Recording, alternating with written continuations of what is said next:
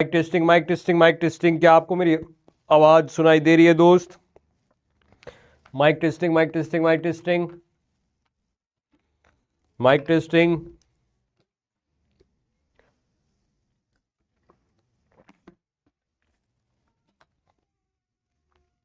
So hello everyone, this is Ravivan Raj. स्वागत करता हूं आप सभी का नेक्स्ट ओवर की शानदार बैच निर्भय में। जी हां, निर्भय। तो मिटा दो सारे भय, क्योंकि आपके साथ जुड़ चुकी है बैच निर्भय। बेटा कैसे हो आप सभी लोग? इसको साइड में एक रिकॉर्डिंग वाला सेक्शन शुरू करो ना। हाँ ऐसे, करेक्ट। और इस पीसी को ना थोड़ा सा ऐसे कर दे। बहुत बढ़िया। हाँ, तो कमेंट सेक्शन में एक बार ललकार हो जाए, हाउस द जोश। उसके बाद करते हैं हम सेशन की शुरुआत। बता दे दोस्त, जोश कैसा है? आवाज रिपीट हो रही है, आवाज गूंज रही है? बेटा बाहर जा, वापस अंदर एंटर कर क्लास में, आवाज सही सही सुनाई देगी। जी बढ़िया। थोड़ा सा चिट सेक्शन एक बार बड़ा कर दो ना, थोड़ा हो सके तो। चल बहुत बढ़िया बहुत बढ़िया बहुत बढ़िया बहुत बढ़िया बहुत बढ़िया बहुत बढ़िया। तो ये एक नई स्लाइड, नया फोटो किसी ने बनाया है, अभियान मिश्रा ने। स्वागत है सभी लाल बाल गोपाल का आज के इस लेक्चर में। हाउस द जोश। भाई इसने फोटो बहुत प्यारी लगाई है, बहुत प्यारी फोटो लगाई है। देखिए, पता नहीं कौन से ऐप से बनाते हो, पता नहीं कौन से ऐप से बनाते हो दोस्त आप ये सब कौन से ऐप से बनाते हो?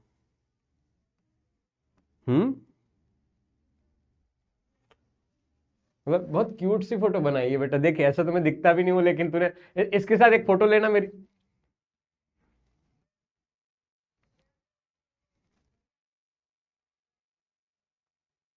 मतलब गजब की फोटो बनाई है, लेकिन बहुत प्यारी लग रही है। ठीक है, थैंक यू दोस्त, थैंक यू दोस्त। ओके, बढ़िया बढ़िया बढ़िया बढ़िया। बाकी एक अपना ओरिजिनल इसमें भाई फोटो तूने मेरा चेहरा बिगाड़ दिया। चेहरा मेरा नहीं है यार, ये बदसूरत लग रहा है। ये चेहरा मेरा नहीं है, बाकी सब ठीक है। इतना गंदा मैं नहीं देख रहा हूँ, लेकिन ठीक है दोस्त। तुमने स्लाइड बना के भेजी, एक फोटो बना के भेजी, लव यू दोस्त। ओके ठीक है। देख, अब मतलब 2 लेक्चर हुए, 2 लेक्चर में हमने 2 चैप्टर कंप्लीट किए। अब वो खेल गया कि जिसमें एक लेक्चर में एक चैप्टर कंप्लीट होगा, अब वो नहीं हो सकता है। ठीक है, अब थोड़े बड़े बड़े चैप्टर्स होंगे, शुरुआत होगी। तो आज के सेशन में हम वेक्टर्स और प्रोजेक्टाइल मोशंस की बातें करने वाले, उन टॉपिक्स के बारे में समझने वाले हैं। वेक्टर्स यानी वही कि जिसके पास होती है, जी हां, तो उनकी ये बात हम आज करने वाले हैं। उनको क्या होते हैं वेक्टर्स, वेक्टर्स कैसे डिफाइन किए जाते हैं, कितने टाइप के होते हैं, वेक्टर्स का यूज कैसे कैसे, वेक्टर एडिशन होता है, सब्सट्रैक्शन होता है, बहुत सारी डिटेलिंग में बात पढ़ने वाले हैं। तो सबसे पहले हम फिजिकल क्वांटिटी पढ़ी थी हमने यूनिट एंड मेजरमेंट पे, वहीं से बात की मैं शुरुआत करता हूं।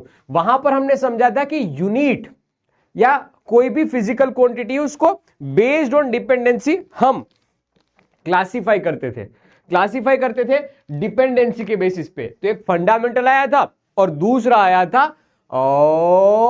Derive physical quantity. तो अब based on direction, my beloved समझना मेरी बात गोलू भाई, कि based on direction we can define physical quantity in 2 way. कि जिसके पास डायरेक्शन नहीं है, सिर्फ और सिर्फ मैग्नीट्यूड से उसको रिप्रेजेंट किया जा सकता है, that type of vector quantity, that type of physical quantity is known as a scalar physical quantity.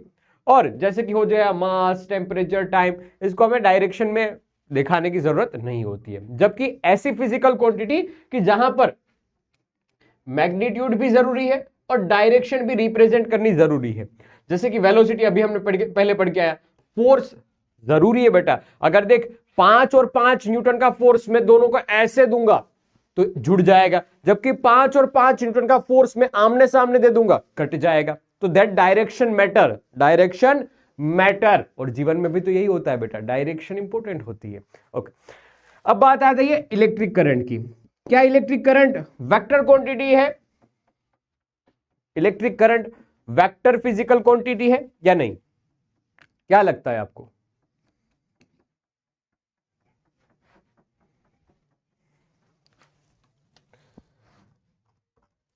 ना ना ना ना ना ना ना ना ना ना ना ना।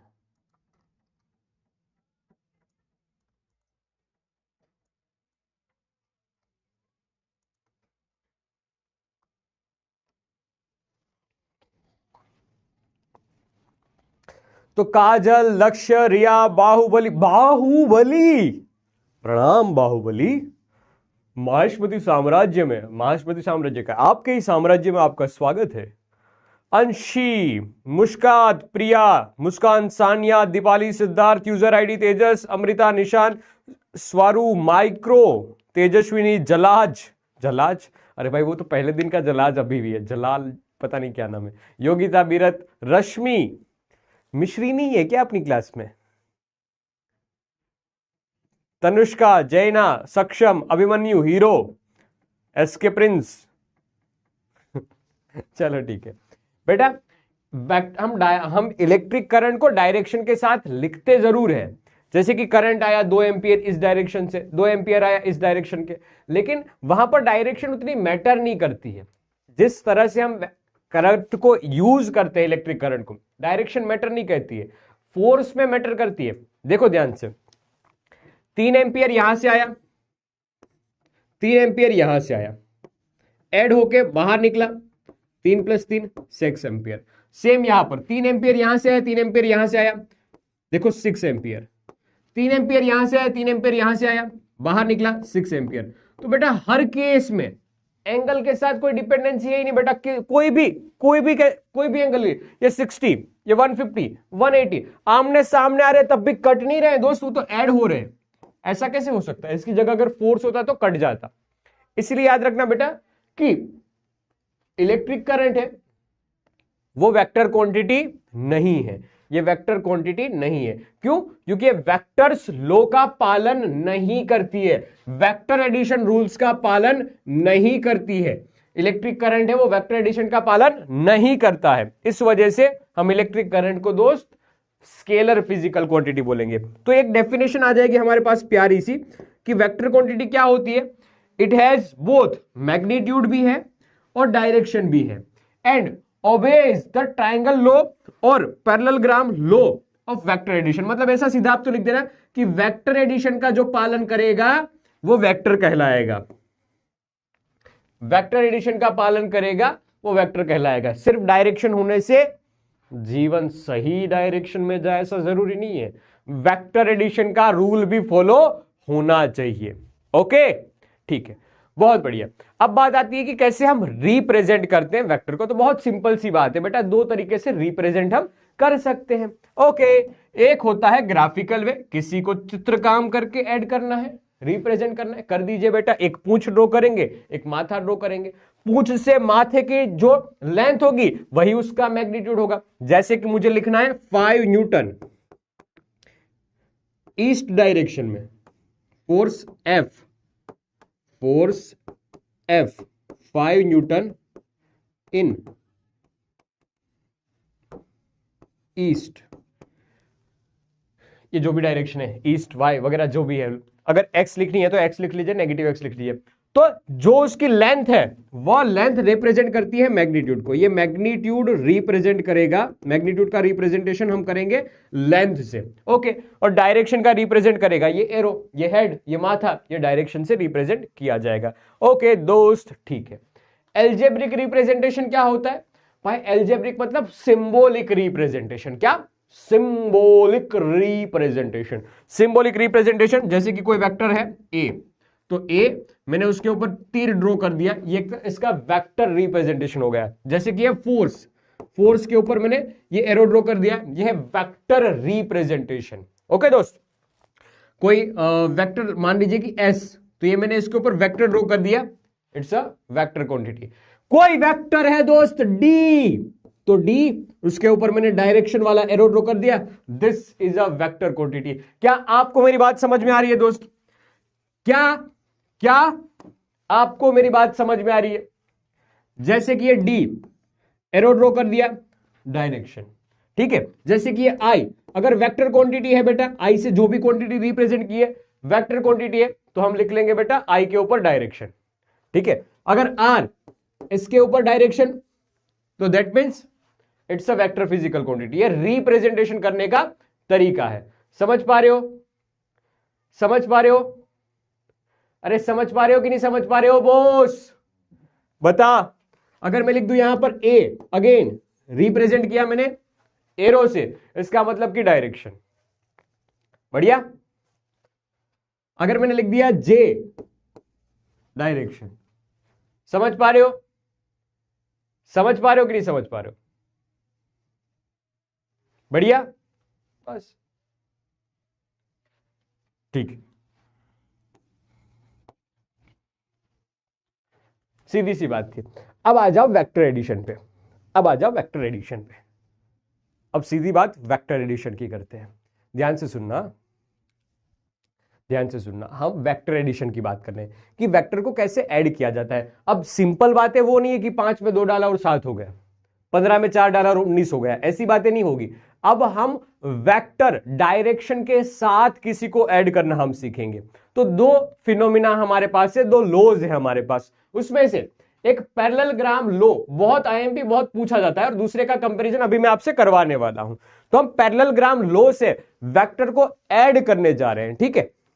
वेक्टर को ऐड करने जा रहे हैं। ध्यान से सुनना मेरी बात। पैरेललोग्राम क्या होता है जी? पैरेललोग्राम ऐसे ही थोड़ा तिरछा हुआ रेक्टेंगुलर टाइप का होता है, ठीक है? रेक्टेंगुलर टाइप का होता है। ओके, बढ़िया। ध्यान से सुनना मेरे दोस्त। देख, कोई वेक्टर है P और Q, कोई वेक्टर है P और Q, कोई वेक्टर है P और Q। इन्होंने बताया कि फॉर अ टू को इनिशियल वेक्टर, जिसको भी आपको ऐड करना है उसको पहले को इनिशियल कर दीजिए। तो फर्स्ट स्टेप इज अबाउट को इनिशियल। को इनिशियल मतलब कि उसको एक पॉइंट पे ज्वाइन कर दिए। जैसे कि ये P था, P, जैसे कि ये Q था, ये Q, ये Q था, ये Q।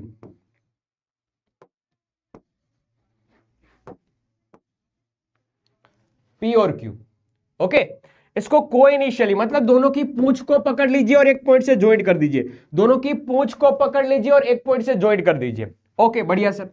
अब इसका पैरेललोग्राम ड्रॉ कीजिए। क्या कि टू एडजेसेंट साइड है जो, उसका पैरेललोग्राम बनाइए। पैरेललोग्राम बनाना मतलब कि जो P वाली साइड है उसको उठा के ये कर दिया P वाली साइड को, ओके। और जो Q वाली साइड है उसको उठा के ये Q वाली साइड। क्या ये पैरेललोग्राम बन गया है कि नहीं बन गया? क्या ये पैरेललोग्राम बना है कि नहीं बना है? हमने क्या किया, पहले को इनिशियल किया और पैरेललोग्राम ड्रॉ कर दिया, ठीक है? इसका पैरेललोग्राम ड्रॉ कर दिया, पैरेललोग्राम बना दिया है। ओके सर जी। अब इसके इसके सुनते जाना यहां पर। The diagonal of a parallelogram passing through the same point, इस कोइनिशियल पॉइंट से पास होने वाला डायगोनल, पास होने वाला डायगोनल, ये रहा पास होने वाला डायगोनल। यही P और Q का, यही ये P और Q का रिजल्टेंट होगा। यही इस P और Q का रिजल्टेंट होगा, ठीक है? इसलिए बोला है कि R is equal to P plus Q। क्या समझ आया इतना? अब इस R की लेंथ नाप लीजिए, जो P और Q का वेक्टर समेशन से जो रिजल्टेंट मिलेगा उसके लेंथ की इक्वल ही होगी। खत्म। इसकी डायरेक्शन मान लीजिए कुछ अल्फा एंगल पे मिलेगी, ठीक है? ठीक है, ओके।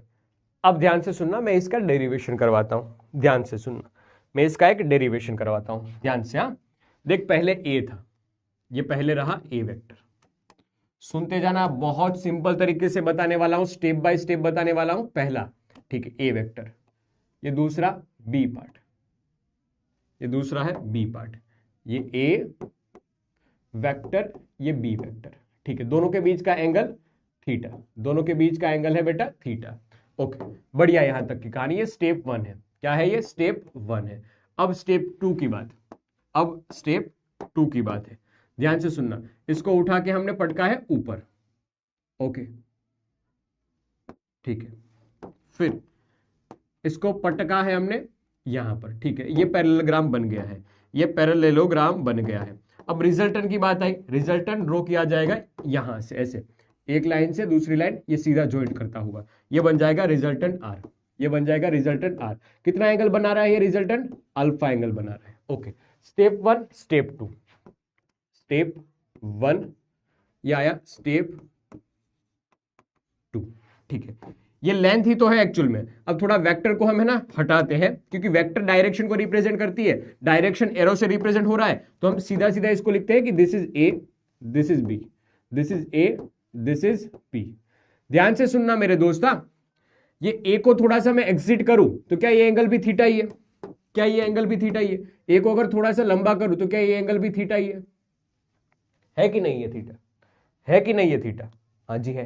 देखना बेटा, ये पूछा जा सकता है क्या एंगल थीटा है? जी एंगल थीटा है। ओके, अब मैं यहां से एक परपेंडिकुलर गिरा रहा हूं, मैं बस बी की अलग से बात करना चाहता हूं, थोड़ी सी बी की अलग से बात करना चाहता हूं। ये ध्यान से देखना बेटा, बी अलग से, ये बेटा बी अलग से, एक बार बी की अलग से, थोड़ी सी बी की अलग से बात करता हूं।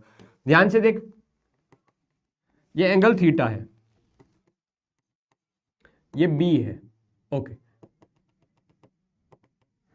अब मैंने ये ड्रॉ कर दिया है, ये ड्रॉ किया है, ठीक है। इसको बोल दिया एक्स, सामने वाले को बोल दिया वाई, सामने वाले को बोल दिया वाई, ठीक है, ग्रेट। ये स्टेप नंबर 2 था। क्या था? स्टेप नंबर 2 था। स्टेप नंबर 3 पे आ जाओ। क्या यहां तक की बात क्लियर कट है? थोड़ी सी मैथ्स वाली बातें बोरिंग लग सकती है, लेकिन हाँ आज का सेशन मैंने थोड़ा सा हार्ड रखा ही रखा है। स्टेप नंबर 1, स्टेप नंबर 2, ये मैथ्स की बातें हैं। डेरिवेशन है क्या? हाँ ये डेरिवेशन है, हाँ ये डेरिवेशन है, दिस इज अ डेरिवेशन। और ये डेरिवेशन पूछा जा सकता है, चाहे आपको ट्राइंगल लॉ पूछे या पैरेललोग्राम पूछे, मेथड यही यूज होगी, मेथड यही यूज होगी। ओके ठीक है, थोड़ा ही एक बार मुश्किल काम है, उसके बाद बहुत आसान हो जाएगा। एक बारी का मुश्किल काम है, उसके बाद बहुत आसान हो जाएगा ये पार्ट, ठीक है। ध्यान से सुनते जाना। स्टेप नंबर 3 की ओर आगे बढ़ रहा हूं मैं। स्टेप नंबर 3, स्टेप नंबर 3 देखना, ए तो एज इट इज था, ए तो इतना था, ठीक है। इसके पीछे थोड़ा सा व्हाइट वाला पार्ट जुड़ा, यानी कि एक्स, तो ये बन गया ए प्लस एक्स। ओके ठीक है, अब बी यानी वाई, सीधा सीधा मैं ड्रॉ कर देता हूं, दिस इज इक्वल टू, यहां पर ऐसा वाई, ये बन गया वाई।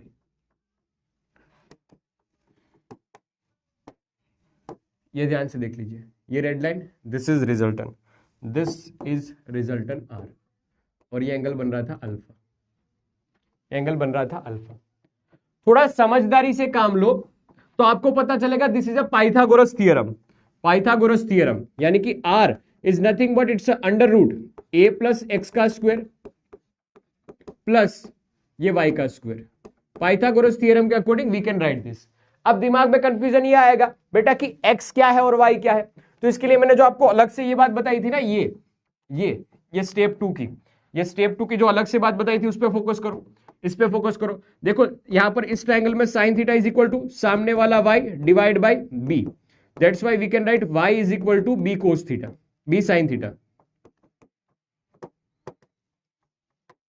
सुनते जाना मेरी बात, b sin theta.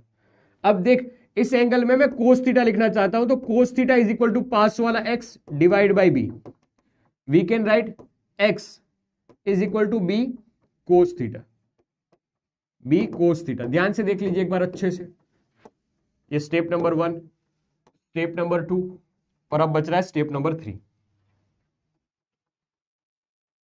Sir bio वाले का ध्यान रखो बेटा, बायो वाले का ध्यान रख रहा हूं तभी तो ये डेरिवेशन इतना लंबा कर रहा हूं, वरना ये तो 2 स्टेप का ही डेरिवेशन है, लेकिन बायो वालों का ध्यान रखते ही तो मैं बहुत आराम आराम से इसको करवा रहा हूं, वरना मैथ्स वाले बच्चे होते तो अब तक कब तक खत्म हो जाता।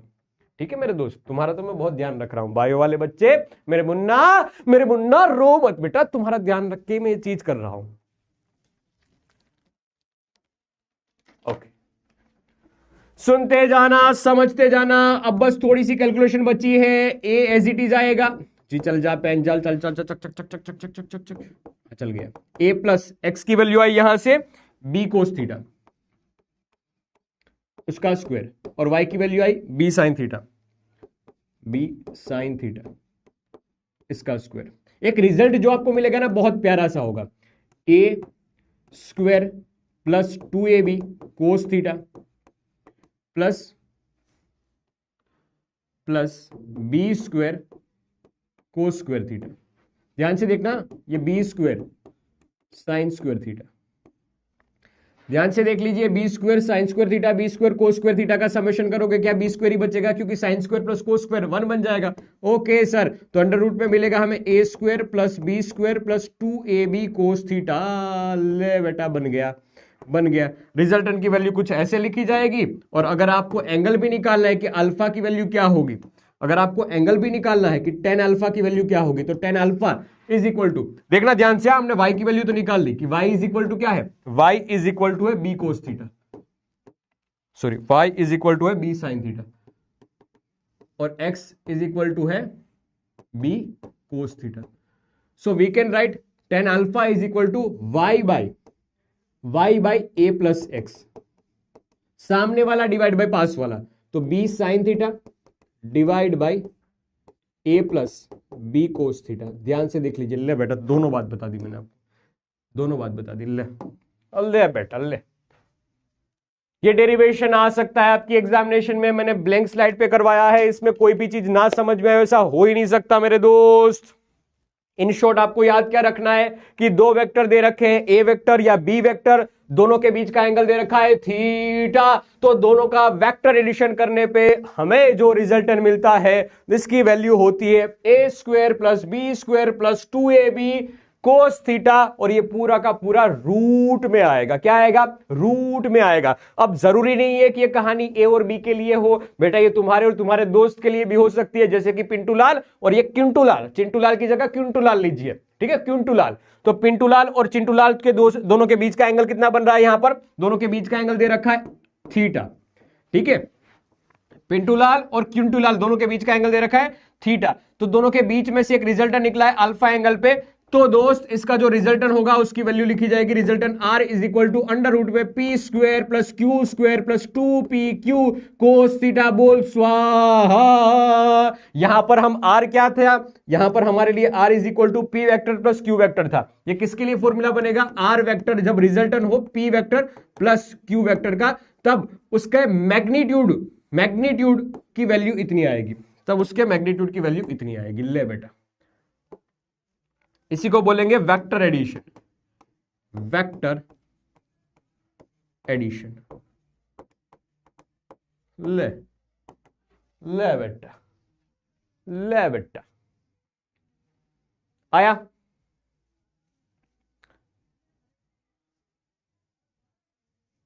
आया, बहुत शानदार। और एक कहानी, अगर हमें वेक्टर सब्सट्रैक्शन पूछा हो तो ऐसे देखना, इफ आर वेक्टर या r1 वेक्टर या जो भी हो r vector is equal to p vector minus q vector पूछा हो तो इसको सोल्व करने का तरीका है, मेथड ये कहती है कि जहां जहां p है ना, जहां जहां q है ना, वहां वहां माइनस q कर दीजिए, वहां वहां माइनस q कर दीजिए, ये रिजल्ट सेम रहेगा। देखना ध्यान से, अगर p माइनस q करना हो तो हमें p माइनस क्यू करना हो तो हमें तो क्या करना चाहिए, जहां जहां यहां वहां सारे जहां होगा क्या हमारा जलवा, ठीक है, तो इसको माइनस क्यू कर लीजिए। तो इस केस में जो रिजल्टेंट लिखा जाएगा, this resultant is equal to under root में p square plus q square, क्योंकि स्क्वायर है ना, क्यू माइनस क्यू रखोगे स्क्वायर करोगे प्लस ही हो जाएगा। अब क्यू माइनस में आएगा तो माइनस में 2pq कोस थीटा, अगर माइनस दे रखा है तो माइनस के हिसाब से फॉर्मूला बनेगा। ये वेक्टर सब्सट्रैक्शन, ये वेक्टर सब्सट्रैक्शन का फॉर्मूला बनेगा। लो बेटा, आएगा, अरे वाह, आर्या पटेल ने पहले बता दिया है, मुझसे भी पहले बता दिया, बहुत बढ़िया। क्या अब हम क्वेश्चंस पे आ जाएं, अब हम क्वेश्चंस का सिलसिला शुरू करें, अब हम क्वेश्चंस का सिलसिला शुरू करें। देख, तुम्हारे पास फॉर्मूला है मेरे दोस्त, मैं पहले ही बता रहा हूं, आपके पास फॉर्मूला है और वो फॉर्मूला मैं बता भी दे रहा हूं। अगर ए वेक्टर और बी वेक्टर का समेशन करना है, so resultant is equal to a vector plus b vector है, so you will have a formula r vector का मैग्नीट्यूड या फिर आर, इसको मैग्नीट्यूड बोलते हैं, ये रिप्रेजेंट करने का तरीका है, मैग्नीट्यूड को रिप्रेजेंट करने का तरीका है। ओके, तो that is equal to under root में a square plus b square plus 2ab cos theta. ले बेटा बता, अगर इसकी मैक्सिमम वैल्यू कब आएगी और मिनिमम वैल्यू कब आएगी? जब वेक्टर ए और vector B have a magnitudes 3 and 4। तो बताओ इसकी मैक्सिमम और मिनिमम वैल्यू कितनी होगी? ले बेटा, वेक्टर की डायरेक्शन डिफाइंड नहीं है, ना जी ना जी ना मुन्ना, वेक्टर की डायरेक्शन अभी से डिसाइड नहीं है।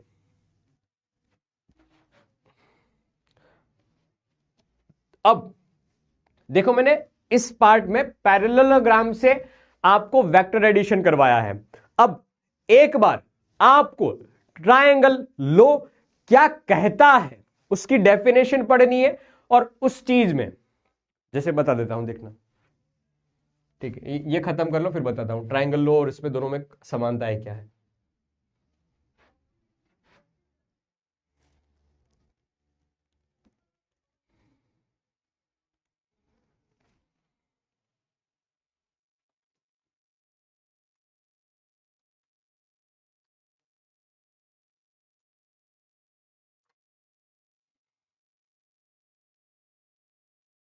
डिंग डिंग डिंग डिंग डिंग डिंग डिंग, ठीक है? तो ये सारी डिपेंडेंसी रहती है थीटा पे, यहां पर सारी डिपेंडेंसी रहती है थीटा पे। अगर थीटा की वैल्यू मैक्सिमम, मतलब कोस थीटा अगर मैक्सिमम यानी कि +1 हुआ तो हमें मैक्सिमम वैल्यू मिलेगी, आर मैक्सिमम मिलेगा। और अगर आर मिनिमम चाहिए आपको, मिनिमम रिजल्टेंट कब मिलेगा? जब कोस थीटा की वैल्यू होगी -1। ये कब होता है अभी बात करता हूं, लेकिन अगर इस हिसाब से आगे बढ़ते हैं तब हमारे पास जो रिजल्टेंट मिलता है वो कुछ ऐसा, ध्यान से सुनना, ध्यान से सुनना। तो आर मैक्सिमम देख ले, अगर किसी तरह से कोस थीटा की वैल्यू 0 कर दी जाए तो इस केस में कोस 0 की वैल्यू आती है +1। तो दोनों की डायरेक्शन एक ही डायरेक्शन में है, तो इस केस में हमें आर मैक्सिमम मिलेगा और that is equal to A plus B. ये पहला केस, ये केस 1 मैक्सिमम वाला केस। फिर है मैक्सिमम वाला केस 2, मिनिमम वाला केस 2। ओके, रिजल्टेंट मिनिमम कब मिलेगा? जब थीटा 180 डिग्री होगा। थीटा 180 डिग्री होगा तभी तो कोस की वैल्यू, कोस 180 डिग्री की वैल्यू -1 होगी। बस सिंपल सी बात, -1 होगी, ठीक है? तो मैक्सिमम वैल्यू ए और बी दोनों एक डायरेक्शन में होंगे तो, और मिनिमम वैल्यू दोनों अपोजिट डायरेक्शन में होंगे तो उस केस में a माइनस बी हम करेंगे। ओके, ये आर मिनिमम। तो बस वही खेल है यहां पर, r maximum is equal to A plus b और r minimum is equal to a minus b. Simplify करो, 3 और 4 7, यहां पर आर मिनिमम ब्रैकेट में लिखो क्योंकि हमें माइनस साइन नहीं चाहिए, किसी का उद्धार नहीं चाहिए, ठीक है? तो ये आ जाएगा 1, ये आर मिनिमम, आर मिनिमम आएगा समझ में बेटा? हाँ, तो 7 और 1 ये आंसर आएंगे, 7 और 1 आंसर आएंगे। ओके, अब एक शानदार क्वेश्चन और करवा दूं, मतलब ये आपसे पूछता हूं, शानदार क्वेश्चन, एक क्वेश्चन आपसे देखता हूं कौन कौन कर पाता है। अच्छा क्वेश्चन दूं आपको, एक दूं क्वेश्चन, तैयार हो आप? ये तो हलवा था, ये तो सब कर लेंगे, ये तो हलवा था, ये तो सब कर लेंगे। एक अच्छा क्वेश्चन दूं आपको, कर पाओगे आप? देखते कौन कौन कर पाता है।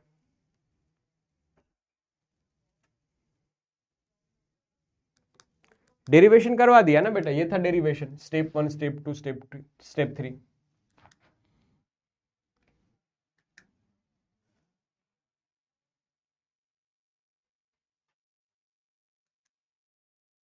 ठीक है, ले जी बेटा ले, ये आपके लिए क्वेश्चन कि इफ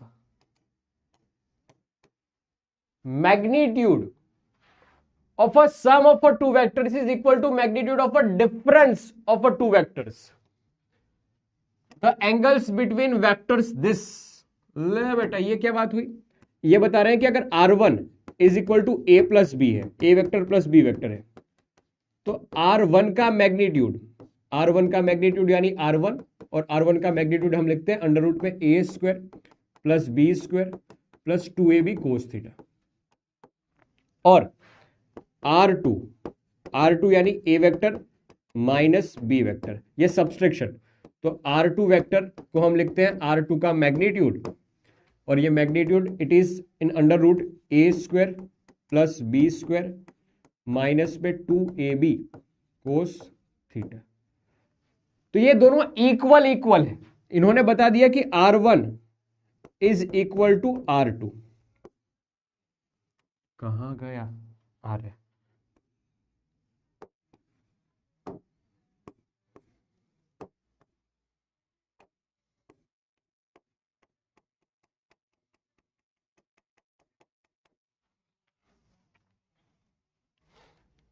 अरे क्या बात है भाई, तुमने तो आंसर सही सही दे दिया पहली बार में ही।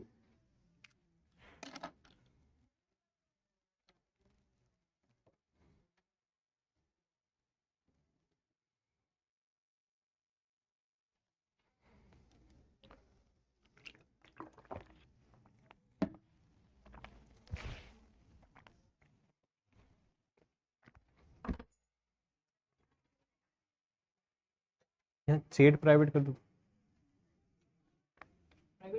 हम्म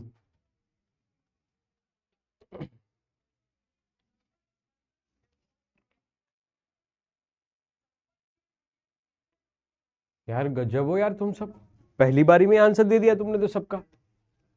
सही बात।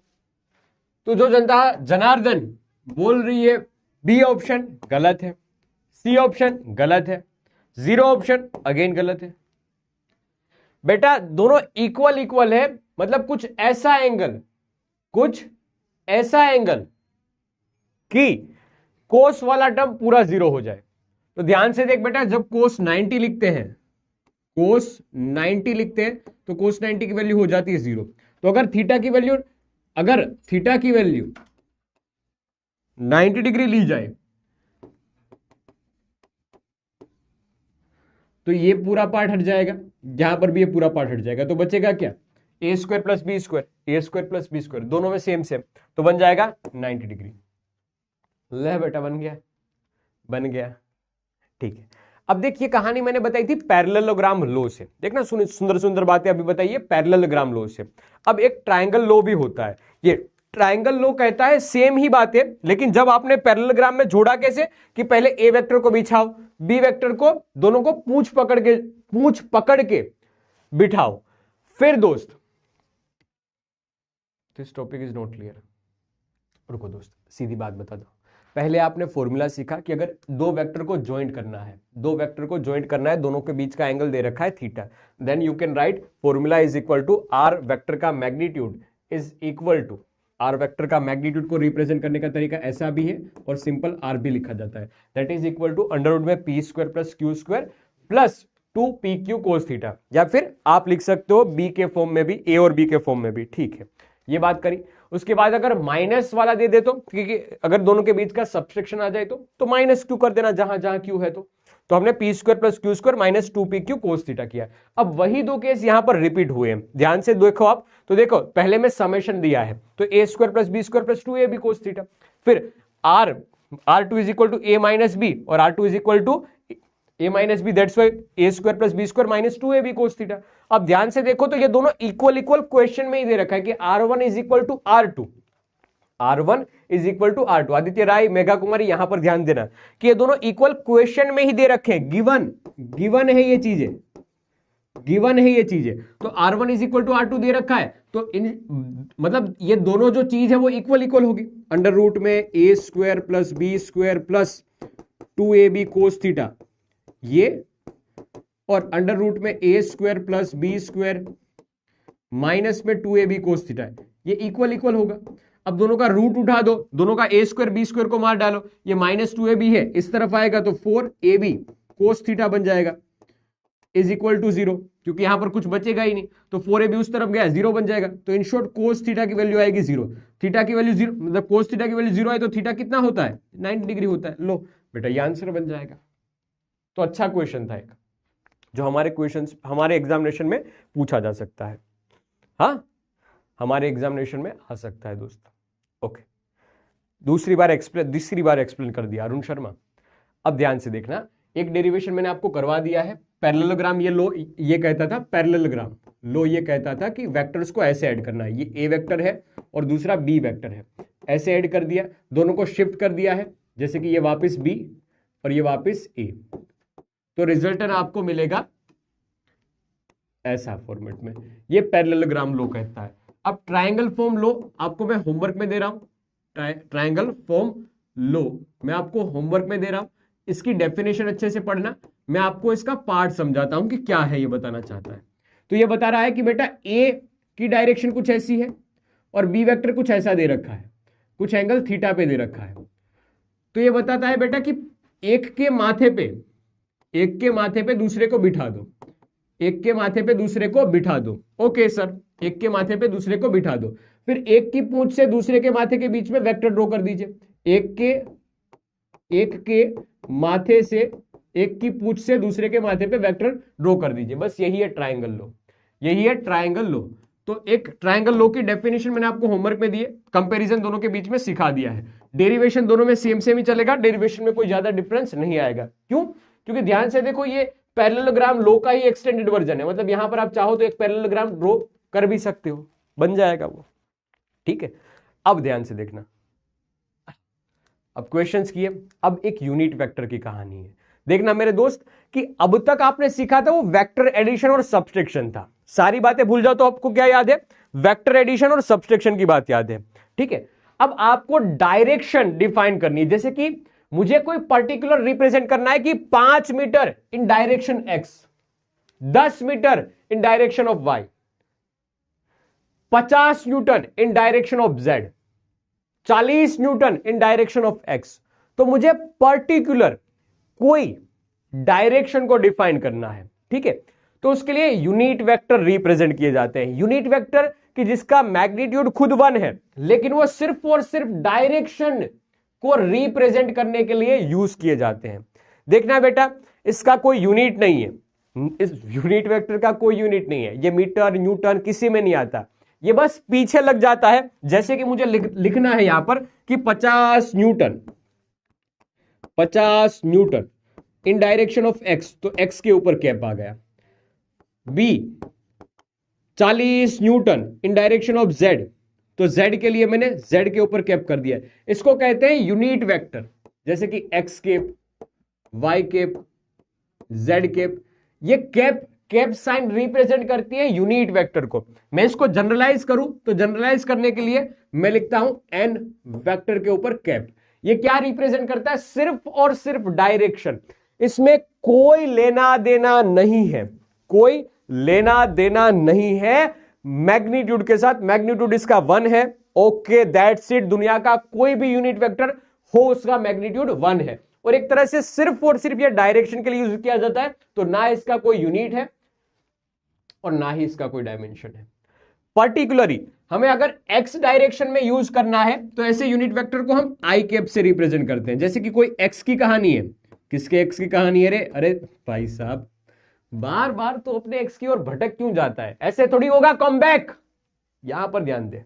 ठीक है, तो एक्स कैप के लिए हम आई वेक्टर, क्योंकि हमें हमारी एक्स से ध्यान भटकाना है, हमें नहीं, तुम्हें। मुझे भी मत लपेटो, तुम काफी हो। तो एक्स से ध्यान भटकाना है, हटाना है, तो इसलिए एक्स यूनिट वेक्टर की जगह पे हम आई मतलब तुम, मैं नहीं, तुम, हाँ, यू, आई मतलब यू। ठीक है, तो आई कैप का यूज करेंगे। अगर वाई के लिए, वाई को हटाना है तो वाई की जगह पे हम यूज करेंगे जे यूनिट वेक्टर। जेड को हटाना है तो जेड की जगह पे हम यूज करेंगे के यूनिट वेक्टर। ठीक है, तो अगर x है तो x की जगह पे i यूनिट वेक्टर यूज करेंगे, y है तो y की जगह पे j यूनिट वेक्टर यूज करेंगे, और k है, z है तो उसकी जगह पे k यूनिट वेक्टर का यूज करेंगे।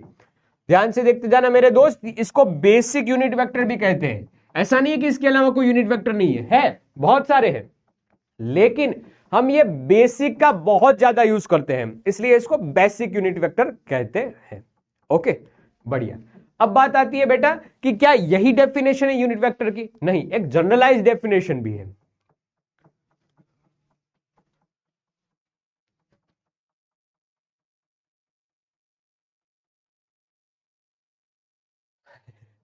ये क्या बात हुई? दर्शिका ठाकुर ने एक शायरी लिखी है, ये शायरी भाई मुझे डिमोटिवेट कर दे वैसी शायरी है।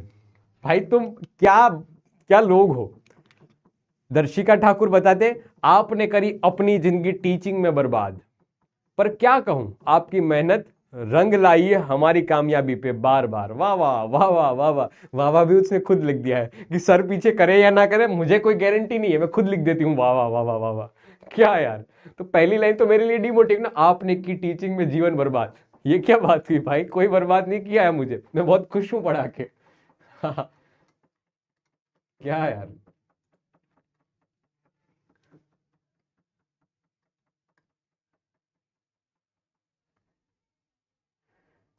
अब मैं ना कब से यूनिट वेक्टर की कहानी पढ़ा रहा हूं। तो यूनिट वेक्टर की कहानी में कब से बच्चे क्या बोल रहे हैं पता है सर, ये है ना, पहला वाला चश्मा अच्छा लगता था, उसमें आप क्यूट लगते हो, ये वाले चश्मे में उतना अच्छे नहीं लगते हो। फिर दूसरा कमेंट करता, नहीं सर यही वाले चश्मे लेके आओ, ये वाले चश्मे में आप अच्छे लगते हो। भाई ये चेट में लड़े जा रहे हैं मेरी चश्मे की वजह से, बेटा मैं चश्मा फेंक दूंगा। यहां पर पढ़ने में ध्यान दो दोस्त, हम वेक्टर की बात कर रहे हैं, यहां पर हम हमारी डायरेक्शन को सुधारने की बात कर रहे हैं, और इनकी अलग ही डायरेक्शन चल रही है, अलग ही बातें चल रही है। नहीं सर, चश्मा ये वाला पहन के आओ, चश्मा वो पुराने वाला अच्छा था भाई, छोड़ो चश्मा यार। क्या, ठीक है, दिनों की बारिश रातों का उजाला, ये क्या बात हुई।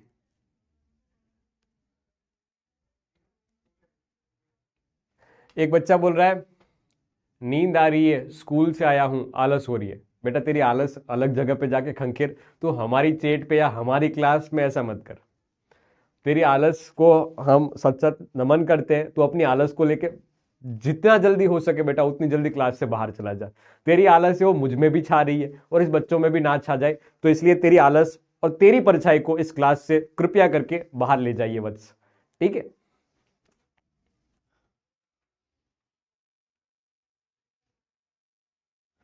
चलो ठीक है, अब यूनिट वेक्टर को हमने जनरलाइज भी किया है भाई, हर किसी के पास डायरेक्शन डिफाइन करने के लिए। भाई ये तो सिर्फ एक्स की डायरेक्शन में कोई होगा तो बता पाएगा, वाई की डायरेक्शन में कोई होगा तो बता पाएगा, जे वाला पार्ट, जेड की डायरेक्शन में कोई होगा तो बता पाएगा। अब तुमने बोला कि हमारा दोस्त तो कोई अलग ही डायरेक्शन में है, हमारा दोस्त तो कोई अलग ही डायरेक्शन में है, ना वो एक्स में है ना वो वाई में है। हमारा दोस्त तो कोई, हमारा दोस्त नहीं, हमारा दोस्त तो कोई अलग ही डायरेक्शन में है, ठीक है।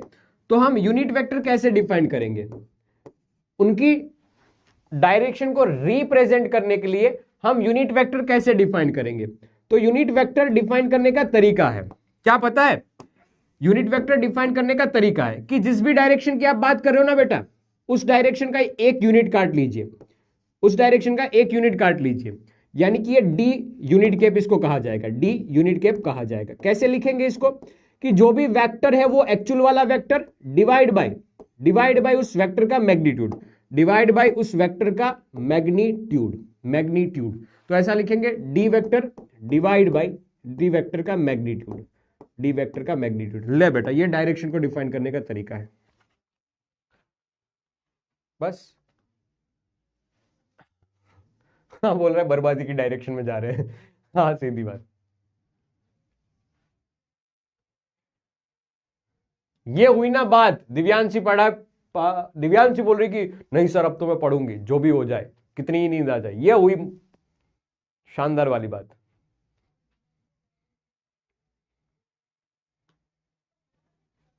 ठीक है, तो इन शॉर्ट हमने क्या समझा है कि कोई भी किसी भी डायरेक्शन का यूनिट वेक्टर अगर रिप्रेजेंट करना है बेटा, तो उस वेक्टर को डिवाइड कर दीजिए उसके खुद के मैग्नीट्यूड से, उसके खुद के मैग्नीट्यूड से डिवाइड कर दीजिए। व्हाट यू विल गेट दोस्त, उस वेक्टर की डायरेक्शन में यूनिट वेक्टर जिसको हम केप से रिप्रेजेंट करेंगे, ठीक है,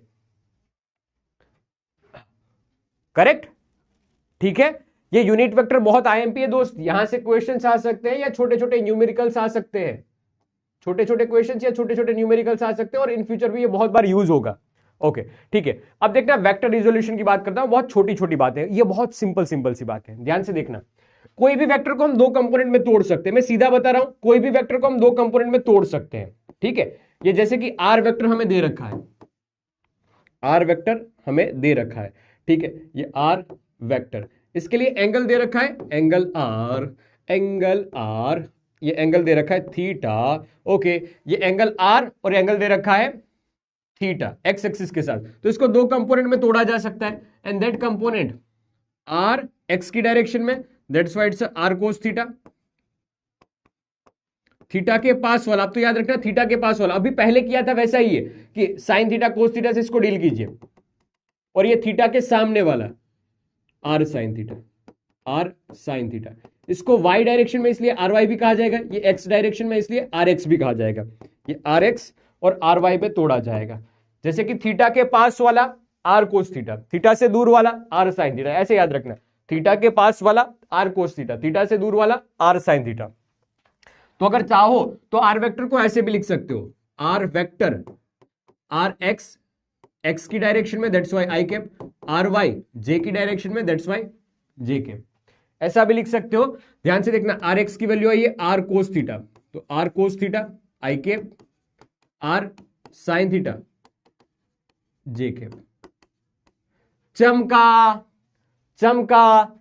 आर वेक्टर को ऐसे भी लिखा जा सकता है, ऐसे भी लिखा जा सकता है। अगर आर वेक्टर का मैग्नीट्यूड निकालना है, अगेन इन दोनों को पिचका के वापस एक बना देना है, अगर इन दोनों को पिचका के वापस एक बना देना है तो ध्यान से देखना बेटा, हम क्या करते थे, दोनों के बीच का एंगल या फिर दोनों का समेशन करते हैं ना, तो अंडर रूट में are x square plus are y square, अब दोनों के बीच का एंगल 90 डिग्री है, तो 2AB 2RX RY कोस 90 की वैल्यू 0 हो जाएगी, इसलिए सीधा मैंने लिख दिया वो वाला पार्ट शून्य, शून्य यानी लिखने की जरूरत नहीं है। क्या समझ में आई यहां तक की बात है बेटा? हटा सावन की घटा, समझ में आए तो बता दे बेटा स्वाहा। क्या है, क्या है, एक वेक्टर को थीटा के पास वाला कंपोनेंट आर कोस थीटा में डील करेंगे, आर थीटा से दूर वाला कंपोनेंट यानी आर साइन थीटा में तोड़ेंगे, ओके ठीक है, बढ़िया।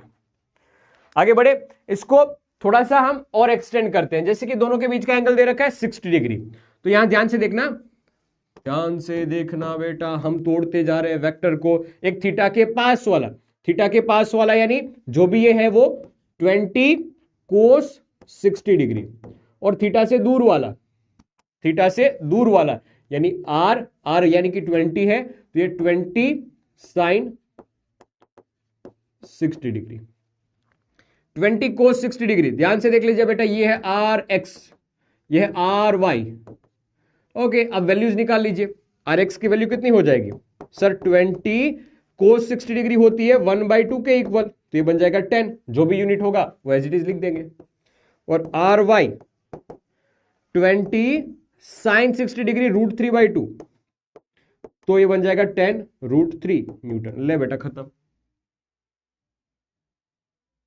खत्म। आगे की कहानी यहां पर भी ध्यान से देख लीजिए, थीटा के पास वाला, हमेशा याद रखना थीटा के पास वाला, तो इसको जैसे ही हम कट पिट करेंगे, ये थीटा के पास वाला यानी कि आर कोस थीटा, तो ये आ जाएगा 20 कोस 30 डिग्री, और थीटा से दूर वाला यानी साइन थीटा, ये थीटा है, थीटा से दूर वाला यानी ये 20 साइन 30 डिग्री आ जाएगा, 20 साइन 30 1/2, ये बन जाएगा 10 न्यूटन, और 20 कोस 30 √3/2, तो ये बन जाएगा 10 √3 न्यूटन। ले बेटा बन गया। क्या आएगा ऐसा क्वेश्चन समझ में? अरे वाह वाह वाह जी, वाह जी वाह, वाह। ओके समर जी, मैं आपको जानता हूं। अर्चना जी, बस इतना से याद रखो, थीटा के पास वाला आर कोस थीटा में डिफाइन करेंगे, और आर साइन थीटा, थीटा से दूर वाला। जलाज नाम है, जलज नाम है, सॉरी जलाज द्विवेदी या जलज द्विवेदी, बेटा पढ़ने में जलाल जलाल आ जा रहा है, जलाल नहीं बेटा, जलाज, जलज, जलज द्विवेदी, द्विवेदी, ठीक है, इजी पीजी। अब इसको 3 कंपोनेंट में भी तोड़ा जा सकता है। ये छोटी छोटी बातें जो बहुत पूछी नहीं जाती है, इसलिए मैं आपको जो काम की बातें लग रही है उसी पे ध्यान दे रहा हूं, ठीक है। देखना, ये कोई आर वेक्टर है, इसका एंगल दे रखा है एक्स एक्सिस से अल्फा, एक्स एक्सिस से अल्फा एंगल दे रखा है, एक्स एक्सिस से कितना अल्फा एंगल दे रखा है, ये वाई एक्सिस, वाई एक्सिस से ये दे रखा है बीटा एंगल, ओके। और तीसरी है यहां पर जेड एक्सिस,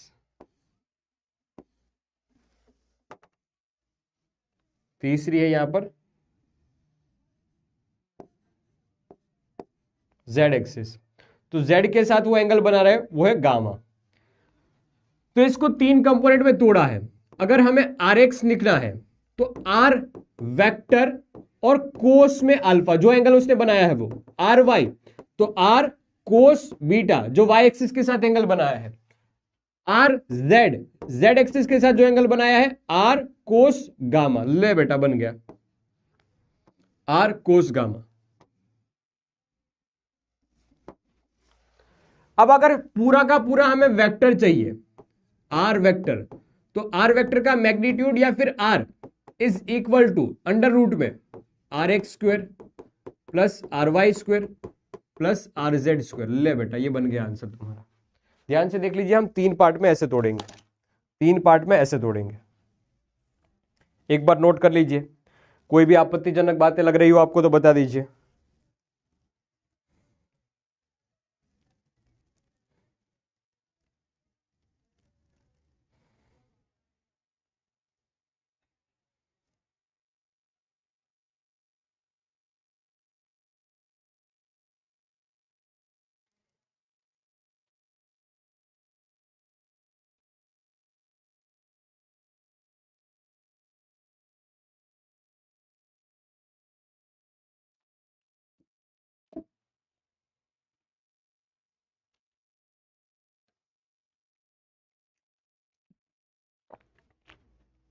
ए यार, अरे मेरे दोस्त, अरे ओए, यहां सुन मेरी बात, सुन सुन मेरी बात सुन। मैं पूछ रहा हूं क्वेश्चन समझ में आया कि नहीं समझ में आया? अभी 15 दिन है ना, आज ही अभी 4 तारीख हुई है। तुम्हारी एग्जामिनेशन 15 दिसंबर, 20 दिसंबर, 15 फेब तब को है ना। अभी पढ़ना बेटा, अभी शांति से पढ़ना, जितना पढ़ पाओ उतना तो पढ़ ले। अभी से पूछ रहा है कि सर मैं क्लासेस कैसे मैनेज करूंगा। अरे भाई टाइम है तो अभी तो पढ़ ले, अभी तो पढ़ ले बेटा। इसमें कोस आता है इसलिए मैंने साइन नहीं लिखा, ठीक है। इसी वाले में हम कोस का यूज करेंगे। अगर हम इसको 3D में तोड़ते हैं तो कोस का यूज ही करेंगे, साइन वाली बात नहीं करेंगे, ठीक है। हाँ जी, ठीक है। इसमें ना समझ में आने वाली कोई बात ही नहीं है, बस सीधी सी बात है। एक्स एक्सिस के साथ अल्फा एंगल बना रहा है R cos alpha, y axis के साथ बीटा एंगल बना रहा है R cos beta, z axis के साथ आर वेक्टर है गामा एंगल बना रहा है आर कोस गामा। अब इसको मैं चौथी कक्षा वाले जो फोर्थ में पढ़ता है ना उसको भी बिठा दूं मेरी क्लास में कि बेटा पढ़, ये बात एक बार सीख ले, रट ले, याद रख ले, तो वो भी समझ जाएगा। और अगर तीनों का वेक्टर सम करोगे मैग्नीट्यूड निकालने के लिए तो आर एक्स का स्क्वायर, आर वाई का स्क्वायर, आर जेड का स्क्वायर बस ऐड कर दो। इसमें कुछ भी ऐसा नहीं है कि जो समझ में ना आ सके, मतलब मुझे तो सही में इतना लग रहा है, ठीक है। ओके, गामा वाली बात समझा दो बेटा। गामा एंगल बनाए जेड एक्सिस के साथ, और जेड एक्सिस हमें दिखाई क्योंकि 2D में हम डायरेक्ट जो भी एंगल लिखते हैं या जो भी चीजें होती है वो 2D में दिखाई देती है, ठीक है। 3D में नहीं दिखाई देती है ना, तो ये 2D में बना हुआ है, एक्चुअल में वो है 3D में। ओके, ठीक है। अब वापस हम चल रहे हैं मोशन इन प्लेन। अब से अच्छा पार्ट है, वेक्टर था वो मैथ्स का पार्ट था, ये फिजिक्स का पार्ट नहीं है वेक्टर। तुम्हें सही बता दूं कि वेक्टर एक बेसिक मैथमेटिक्स का पार्ट है। तो ये वेक्टर्स की कहानी हमने पढ़ी है, जिसमें इंपॉर्टेंट है एक formula a square plus b square plus 2ab cos theta, ठीक है। ये अंडर रूट में पूरा का पूरा ये काम का फॉर्मूला है। अब बात आ रही है मोशन इन प्लेन की, कि जो बहुत आईएमपी है। क्या कहता है ये motion in plane? Motion in plane ये कहता है कि अगर भी किसी बॉल को किक करता हूं और वो ऐसे प्रोजेक्टाइल पाथ करके भागता है, ठीक है, ऐसे प्रोजेक्टाइल पाथ में जाता है कि मैं कुछ इसको वेलोसिटी दे दूं, ये एक प्रोजेक्टाइल पाथ में जा रहा है, या फिर हो सकता है कि मैं इसको घुमाऊं रस्सी से बांध के, तो सर्कुलर मोशन कर रहा है। तो साइमल्टेनियसली ये एक्स की डायरेक्शन भी मूव कर रहा है और वाई की डायरेक्शन में भी मूव कर रहा है। देख, ये मोबाइल को अगर मैं थ्रो करूं, ध्यान से देख बेटा, रूट, तो बेटा ये कुछ एक्स में भी चला और ये कुछ वाई में भी ऊपर गया फिर नीचे आया, तो कुछ वाई में भी चला, कुछ वाई में भी चला। तो इन शॉर्ट मैं आपको बताना यह चाहता हूं कि motion in plane is nothing but it's a individual motion in x, in y, या हो सकता है कि अदर दो डायरेक्शन, लेकिन उन दोनों का कॉम्बिनेशन है, इन दोनों का कॉम्बिनेशन है। अब थोड़ी देर के लिए है ना, मैं तुम्हारी बातों को करता हूं अल्पविराम देता हूं। ये मैंने की चेट कहां से बंद होगी बेटा, ये कर दी लोग। हाँ, अब ध्यान से जो मैं 15 मिनट बता रहा हूं ना, बिना बकवास के, बिना तुम्हारा दिमाग चलाए हुए, वो समझना मेरी बात। अभी बहुत इंटरेस्टिंग बातें होने वाली है, ठीक है। अभी तुम अपना अपना वो रोना चालू कर दोगे तो पढ़ा नहीं पाऊंगा मैं, और मैं ऐसे मूड में जाना नहीं चाहता हूं। तो बहुत सुंदर सी बात यहां पर है कि मोशन इन प्लेन होता क्या है। Motion in plane it's nothing but it's a combination of two 1D motion. 1D motion हम पढ़ क्या है, एक्स की डायरेक्शन में motion, motion under gravity, vertical motion. तो हॉरिजॉन्टल मोशन और वर्टिकल मोशन का समेशन कर दीजिए, हॉरिजॉन्टल मोशन और वर्टिकल मोशन का समेशन कर दीजिए, दोनों में टाइम नाम की चीज कॉमन कर देना, तो ये बन जाएगा मोशन इन प्लेन। मतलब कि जो मोशन इन स्ट्रेट लाइन पढ़ा था उसको एक्स में अप्लाई कीजिए, मोशन इन स्ट्रेट लाइन पढ़ा था वो वाई में अप्लाई कीजिए, दोनों का पिचका दिया विथ रिस्पेक्ट टू टाइम, बन गया मोशन इन प्लेन। यही तो चीज है। रोनाल्डो देख यहां पर किक कर रहा है, तो ये बॉल ऊपर भी जा रही है, आगे भी बढ़ रही है, नीचे भी आ रही है, आगे भी बढ़ रही है। वाई और एक्स एक साथ हुआ है। यहां पर भी देख, भाला फेंका जहां तक दूर जाए, फेंक भाला जहां तक दूर जाए, फेंका भाला नीरज चोपड़ा जी ने। बेटा ये भाला, तुम जेवलिन बोलते हो, मैं तो भाला बोलता हूं, भाला। जैन जी। तो ये ऊपर जाएगा, आगे भी बढ़ेगा, फिर धीरे धीरे नीचे आएगा, फिर भी आगे भी बढ़ेगा। तो एक्स और वाई दोनों की डायरेक्शन में ये मोशन हो रहा है। तो इन शॉर्ट मैं आपको बताना यही चाहता हूं, कब से ये बात बता रहा हूं बेटा कि it is nothing but it's a 2D motion, is nothing but it's a combination of two independent, एक दूसरे के ऊपर डिपेंडेंसी नहीं रहेगी, वाई की डायरेक्शन वाले मोशन और एक्स की डायरेक्शन वाले मोशन की, ठीक है। Independent 1D motions along mutually perpendicular, ये दोनों म्यूचुअली, जैसे एक एक्स में है तो दूसरा वाई में है, हो सकता है दोनों ऐसे भी हो, लेकिन दोनों हमेशा परपेंडिकुलर होंगे। ओके, हमारे केस में एक्स और वाई की ज्यादातर बात होगी। अब इसी से जुड़े हुए हैं प्रोजेक्टाइल मोशन, इसी से जुड़ा हुआ है सर्कुलर मोशन, और इसी से जुड़ा हुआ है रिलेटिव मोशन, जिनकी हम आने वाले समय में पढ़ाई करने वाले हैं।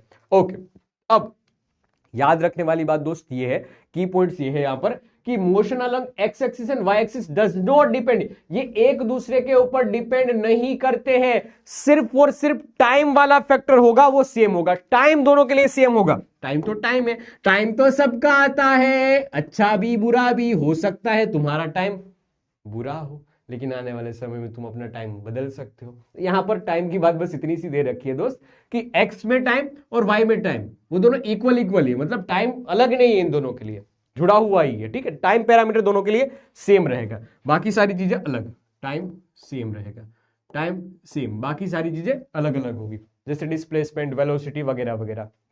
ओके, फिर time is common both x and y, okay बता दिया है। फिर net motion is obtain by vector addition, इसीलिए तो पहले हमने वेक्टर पढ़ा था, पहले इसीलिए ये वेक्टर एडिशन पढ़ाया था। हाँ, इसीलिए दिमाग में बात बैठी आपको कि जब कभी भी मोशन इन प्लेन की पढ़ाई की जाती है तो उससे पहले हमें वेक्टर पढ़ाया जाता है, और उसमें भी सिर्फ वेक्टर एडिशन वाला पार्ट डिटेलिंग में आपको आना चाहिए, तो काफी है आपके लिए। तो इसलिए दोस्त ये काम का पार्ट है। ओके, ठीक है। फिर भी मैंने आपको इसमें डेरिवेशन भी बताया, और क्या होता है वेक्टर से लेके वेक्टर को ऐड कैसे किया जाता है उसके क्वेश्चंस भी करवाए थे। खैर, हम आगे बढ़ते हैं, अब कुछ क्वेश्चंस करते हैं, ध्यान से सुनना। एक क्वेश्चन आपको सीधा दे दूं,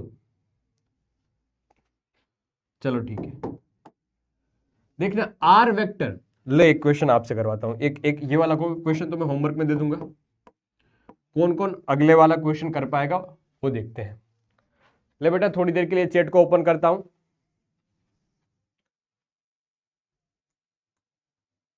चल छोड़, नीट का क्वेश्चन है ना, नीट का क्वेश्चन नहीं करना बेटा, हटा दे, हटा दे। ऐसे क्वेश्चंस की जो नीट में आए हैं हमारी एग्जामिनेशन में नहीं करने वो। अब अपन एनसीईआरटी का ही क्वेश्चन करते हैं। सुनना मेरी बात कि आर वेक्टर दे रखा है, और ये r vector is equal to 3t i cap, फिर 3t i cap 2t square j cap और 5k cap. Find velocity and acceleration for the particle. देख एक्स एक्सिस में 3t जितनी डिस्प्लेसमेंट से जा रहा है, y डायरेक्शन में 2t स्क्वायर और z डायरेक्शन में वो 5 से डिस्प्लेसमेंट हो रहा है। r डिस्प्लेसमेंट की इक्वेशन है, पोजीशन की इक्वेशन है। तो मैं निकाली यहां पर वेलोसिटी और एक्सेलरेशन की इक्वेशन। ठीक है, दूसरा पार्ट तो बहुत सिंपल सा है, लेकिन पहला पार्ट तो समझो। तो डिस्प्लेसमेंट या पोजीशन की इक्वेशन जब दे रखी होती है और निकालना है हमें वेलोसिटी, निकालना है हमें वेलोसिटी, तो क्या हमने एक बात पढ़ी हुई थी? क्या क्या सर, क्या हमने पढ़ा हुआ था कि अगर वेलोसिटी निकालनी है तो पोजीशन वाले वेक्टर का क्या करना चाहिए? डिफरेंशिएशन। तो ये D R by D T कर दीजिए, D R by D T कर दीजिए। देखना डिफरेंशिएशन करते जा रहे हैं, तो डी बाई डी टी किसका? 3t i cap 2t square j cap plus 5k cap. ध्यान से देखते जाना, 3t का डिफरेंशिएट करोगे तो याद है बेटा, जिसकी पावर 1 हो तो वो हट जाता है और सीधा का सीधा कांस्टेंट ऐड कर दिया जाए, तो ये बन जाएगा 3i केप। फिर 2t स्क्वायर, तो 2 आगे निकल जाएगा, पावर की पावर आगे, पावर में की कटौती, तो 2t, तो ये 2 इंटू 2 4 और पावर में की कटौती मतलब 2 - 1, तो बन जाएगा t और ये आ जाएगा j केप में। प्लस 5 तो कांस्टेंट है, कांस्टेंट का डिफरेंशिएशन हो जाता है 0, तो लिखने की जरूरत नहीं है। ले बेटा, वेलोसिटी की एक्सप्रेशन बन गई 3i cap plus 4j cap. क्या सुंदर सी बात है। Acceleration, acceleration a is equal to dv by dt। Okay, जो भी चीजें आपको मिली है उसका और एक बार डिफरेंशिएशन करते चलो, आगे बढ़ते चलो। 3i cap plus 4tj cap. Again 3 तो है कांस्टेंट पार्ट बेटा, तो कांस्टेंट पार्ट का डिफरेंशिएशन होता है 0, हट गया i वाला केप। ओके, 0 के साथ जो भी मल्टीप्लाई होगा 0 बन जाएगा। 4t का डिफरेंशिएशन करोगे, पहला एक बार 3 का किया, फिर 4t का, 4t का डिफरेंशिएशन करोगे, किसी के साथ भी अगर आएगा एक वेरिएबल पार्ट, तो t का डिफरेंशिएशन 1, 4 का 4 रह जाएगा, तो ये आ जाएगा 4j केप, 4j केप। ले बेटा, इसका आंसर आ गया 4j केप। पहला था वो मीटर पर सेकंड में था, यह आ जाएगा मीटर पर सेकंड स्क्वायर में। और अब इसमें अगर आपको वेलोसिटी एट अ टाइम 1 निकालनी है तो टी वाली वीटी वाली इक्वेशन में आप क्या रख दोगे? टी इज इक्वल टू 1 रख दोगे, खत्म बेटा क्वेश्चन। क्या आया समझ में? हटा सावन की घटा, यहां तक की बात हुई हो तो समझ में आया हो तो स्वाहा बोल दे बेटा, स्वाहा। अजी बोल दे, बोल बोल बोल, दुनिया है गोल, कैसे काम चलेगा जब तू नहीं बोलेगा? ऐसे कैसे काम चलेगा जब तू नहीं बोलेगा?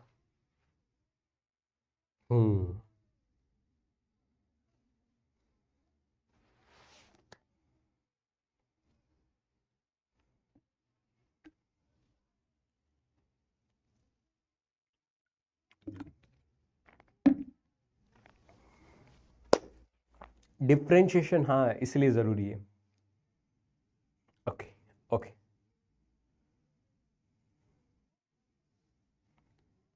बढ़िया बढ़िया, बहुत बढ़िया, अरे वाह वाह। अरे बेटा समझ में आया तो बोल, मौज कर दी लाडले।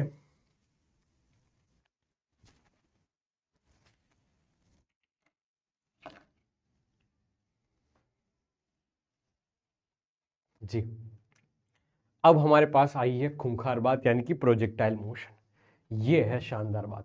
अब बेटा इसको समझ लिया तो मजा ही मजा। और बस मुझे आधा घंटा क्या 15 मिनट दीजिए, 15 मिनट में एकदम रापचिक कर दूंगा इसको, है ना, इतना घोल के पिला दूंगा बेटा, तुमने कभी सोची ना होगी। देखना मेरी बात, देखना मेरी बात सुनना। प्रोजेक्टाइल मोशन अभी स्वाहा कर दूंगा बेटा, बस मेरी बात सुनना, समझना।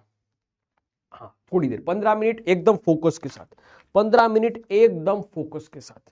ये मैंने उठाया मेरा मोबाइल या एसी का रिमोट। अब एसी के रिमोट की मैं करने जा रहा हूं एसी की तैसी।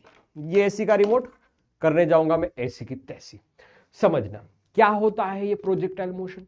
तो अभी जो बात करी थी कि रोनाल्डो ने किक किया या नीरज चोपड़ा ने भाला चलाया या रोहित शर्मा जी ने छक्का लगाया, तो बेटा आप उस पाथ को एनालाइज करोगे तो पाथ आपको दिखाई देगा कि देख धीरे धीरे धीरे वो ऊपर चढ़ रहा है और धीरे धीरे धीरे वो नीचे भी आ रहा है। उसको थोड़ा, मतलब ये तो एक सिंपल नजर से देखो तो। अब कोई फिजिशियन है, फिजिक्स का पढ़ने वाला है, वो इस चीज को कैसे देखेगा? वो इस चीज को देखेगा कि चाहे वो फुटबॉल हो, चाहे वो क्रिकेट की गेंद हो, या चाहे वो जेवलिन हो, भाला हो, या चाहे वो एसी का रिमोट हो, या खुद क्यों गोलू भाई ना हो, वो कोई भी ऑब्जेक्ट है, वो एक इनिशियल वेलोसिटी के साथ ऊपर जा रहा है। एक इनिशियल वेलोसिटी है जो किसी एंगल पे है, किसी एंगल पे है, मान लीजिए ये एंगल एक्स एक्सिस के साथ थीटा एंगल बना रहा है, इसी एंगल को लॉन्चिंग एंगल भी कहते हैं। ठीक है, थोड़ी देर के लिए छोड़ दीजिए कि क्या लॉन्चिंग एंगल होता है या क्या, टर्मिनोलॉजी पे नहीं जाते, पहले फील लेते हैं फिर टर्मिनोलॉजी पे जाएंगे। तो ये किसी एंगल के साथ इनिशियल वेलोसिटी के साथ ये ऊपर जाता है। देख, एक बार इस बॉल को वेलोसिटी दे दी तो दे दी, इसके बाद इसकी वेलोसिटी की कहीं पे बात नहीं है, मतलब इसको कोई एक्सटर्नल इफेक्ट फिर नहीं दे रहे।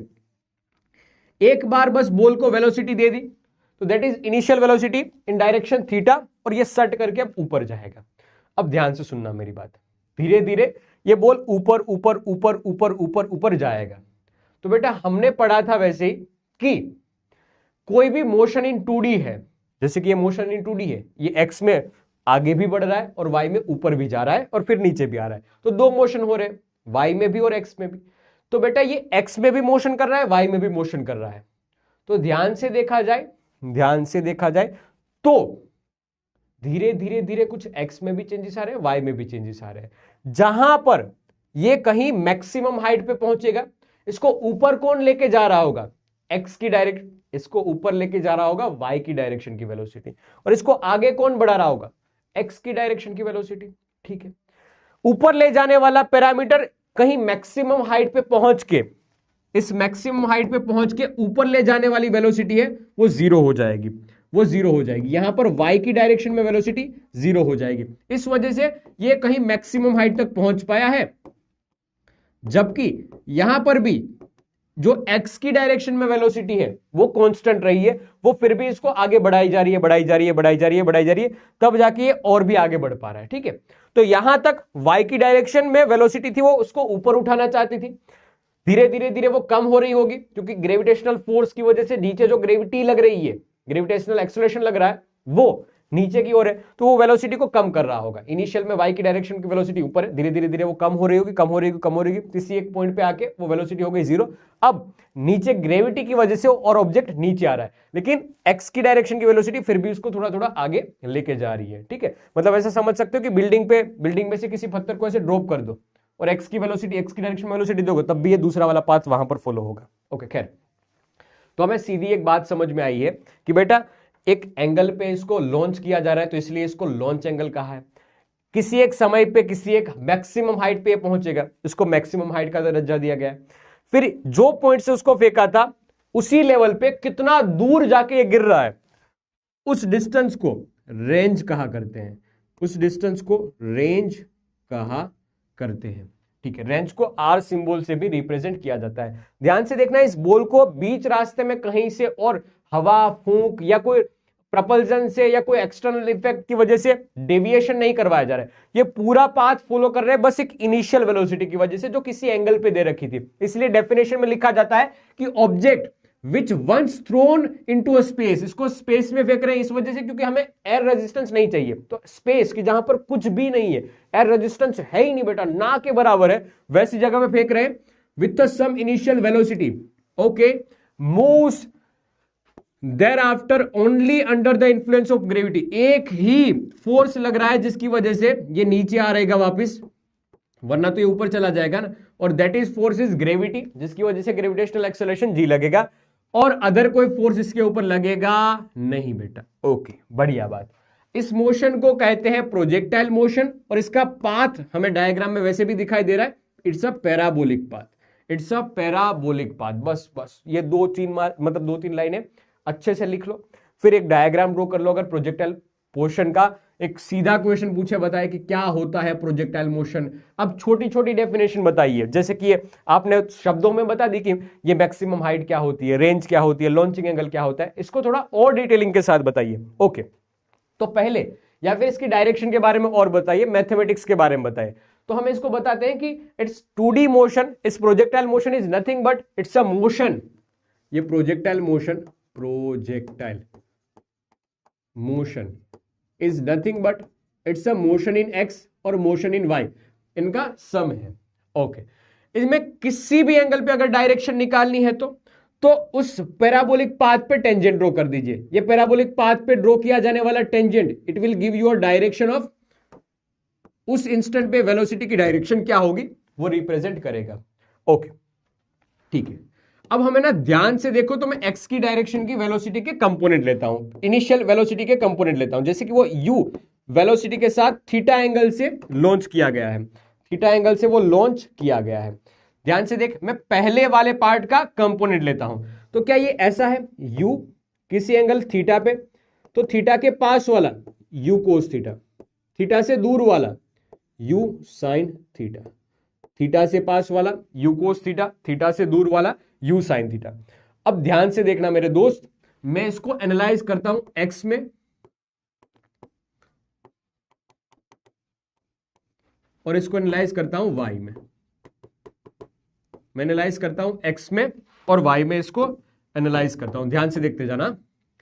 देख, एक्स की डायरेक्शन में जो वेलोसिटी है, इनिशियल वेलोसिटी है, that is equal to u cos theta. जी हाँ। वाई की डायरेक्शन में जो वेलोसिटी है, that is u sine theta. जी हाँ। क्या कोई एक्स की डायरेक्शन में एक्सेलरेशन है यहां पर? नहीं बेटा, कोई रेजिस्टिव फोर्स, कुछ भी चीज नहीं है, कुछ भी नहीं है। थोड़ा मैथमेटिकल अप्रोच सीख रहा है।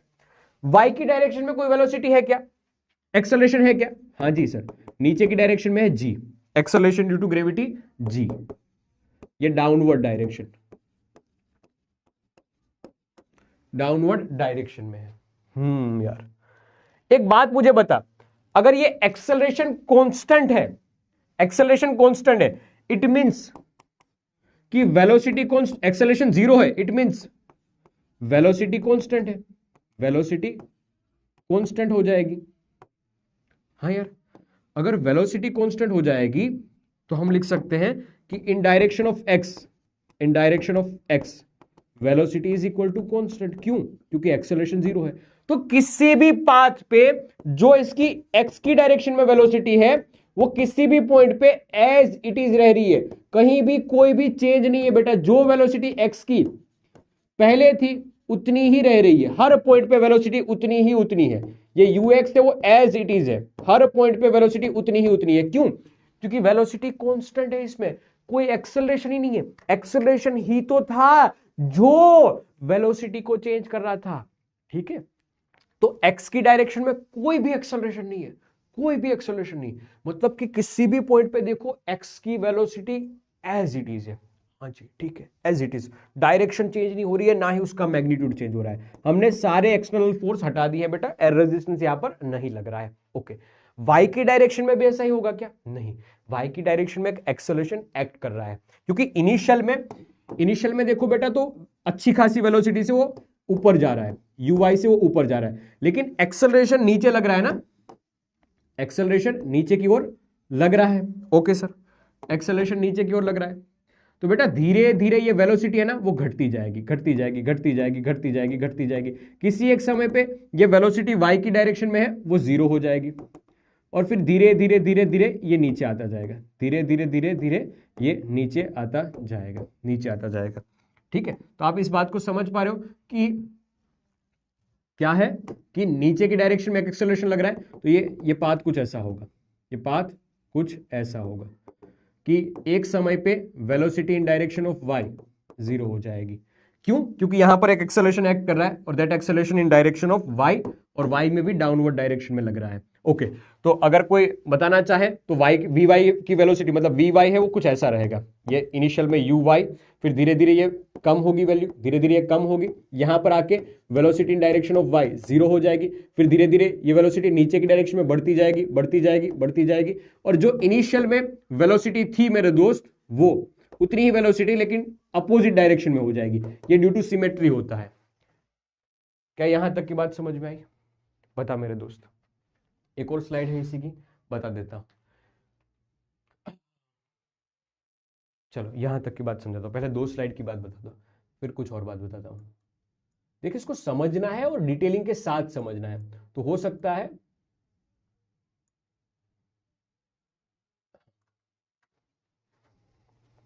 ठीक है। आप अभी दिल्ली में हो? नहीं बेटा, मैं कुवैत में हूं।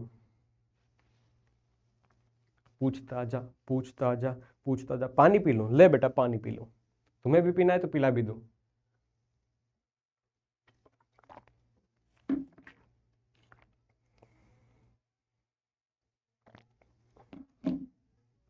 ओके, बहुत बढ़िया। हाँ, अभी ये पॉइंट सारे रिपीट भी होंगे, मैं जो भी बताता जा रहा हूं और कहीं पे लिखा हुआ नहीं आ रहा है, इसका मतलब कि वो आने वाले थोड़े टाइम में एक दो स्लाइड में वापस लिखा हुआ आएगा।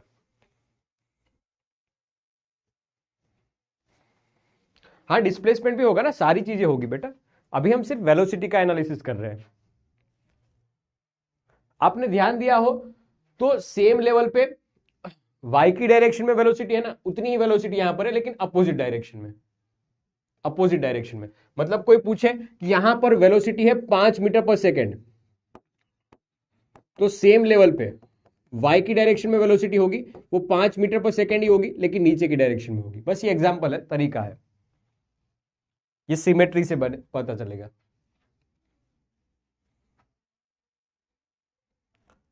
ओके,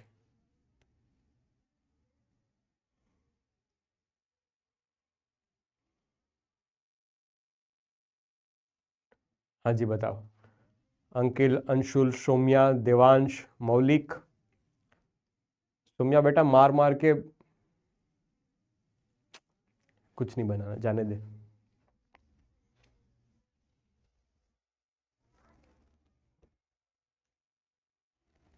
अभी आएगा डिस्टेंस, डिस्प्लेसमेंट सब आएगा।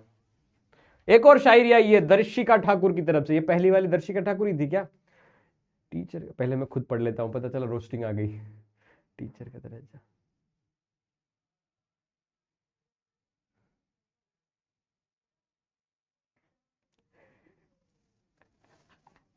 भाई क्या दर्शिका ठाकुर यार, दर्शिका तुम मुझे सामने मिल जाओगे ना बेटा, उंगली काट दूंगा। हाँ, क्या क्या शायरी लिखी है भाई। रुक, मैं इसका फोटो लेता हूँ और अभी शेयर करता हूँ हमारी टेक टीम को। तुम्हें ढूंढते ढूंढते घर पे ना पहुंच जाए तो मुझे बताना। अब देख तू दर्शिका ठाकुर, अब तू देख ले, अब तू देख ले दर्शिका ठाकुर। देखो दर्शिका बेटू, अभी ये जाएगा स्क्रीनशॉट ऊपर तक, इसीलिए मैंने पहले पढ़ लिया। ले बेटा, अब देख, अब देख मजा आएगा। कल अपडेट दे दूंगा सबको कि क्या हुआ दर्शिका, कल दर्शिका खुद अपडेट दे देना कि क्या हो गया। दर्शिका की फील्डिंग सेट हो गई। अभी अभी अभी देखना, 5 मिनट के बाद है ना, दर्शिका एक मीठी शायरी बताएगी फिर कि जो हुआ वो माफ कर दो सर। जो हुआ वो माफ कर दो सर, वो तो हंसी मजाक की बातें थी। अब तू दर्शिका देख, हंस रहा हूं इसका मतलब ये नहीं कि मैं गुस्सा नहीं हो रहा हूं, मैं बहुत गुस्सा हो रहा हूं, बस वो तो स्माइल आ जाती है मेरे चेहरे पे। अब तू देख, अब भी बेचता हूं मैं टेक टीम को। अब पता है ना डिजिटल इंडिया हो गया है, तो आपकी एक आईडी से आप कहां पर हो, कहां की लोकेशन है, आपका घर कहां पर है, सारी चीजें मिल जाती है, सारी चीजें मिल जाती है बेटा। ऐसा मत समझो कि कौन ही पता चल जाएगा, एक मैसेज से इतना क्या हो जाएगा बेटा, एक मैसेज से बहुत बहुत बड़े बड़े कांड हो जाते हैं। अब देखो, अब देखो आगे क्या होता है। ठीक है, अब बात करते हैं, देखिए इसमें कुछ सिमेट्रिक है। आ गया अपना दोस्त गोलू भाई, चड्डा पहन के, एक फुटबॉल को मारा किक, किक मार के ही भाई खुद डुल गया है। किक मारते ही भाई खुद डुल गया, लेकिन फिर भी बॉल तो ऊपर जा रहा है। तो बॉल इनिशियल कुछ वेलोसिटी थीटा एंगल बनाता हुआ कुछ ऊपर जा रहा, ऊपर जा रहा, ऊपर जा रहा, ऊपर जा रहा, ऊपर जा रहा, ऊपर जा रहा, ऊपर जा रहा, ऊपर जा रहा। किसी एक टाइम पे इसकी वर्टिकल वेलोसिटी जीरो हुई होगी।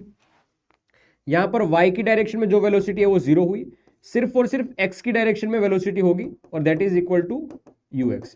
क्योंकि x की डायरेक्शन की वेलोसिटी चेंज नहीं हो रही है, किसी भी पॉइंट पे x की डायरेक्शन की वेलोसिटी चेंज नहीं हो रही है। x की डायरेक्शन में जो वेलोसिटी है वो एज इट इज रह रही है।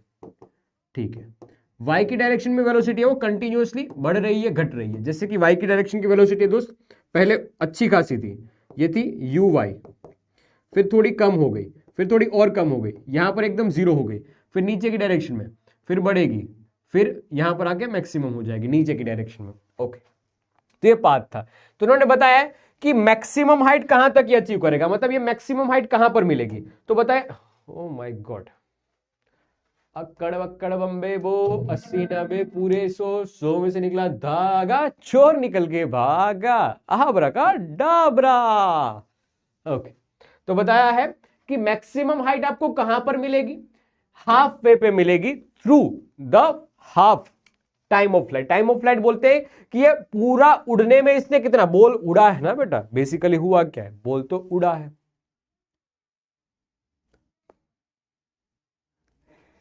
ये भाई ये शायर हो रहे हैं अब स्टूडेंट सारे। क्या बोल रहा है पता है,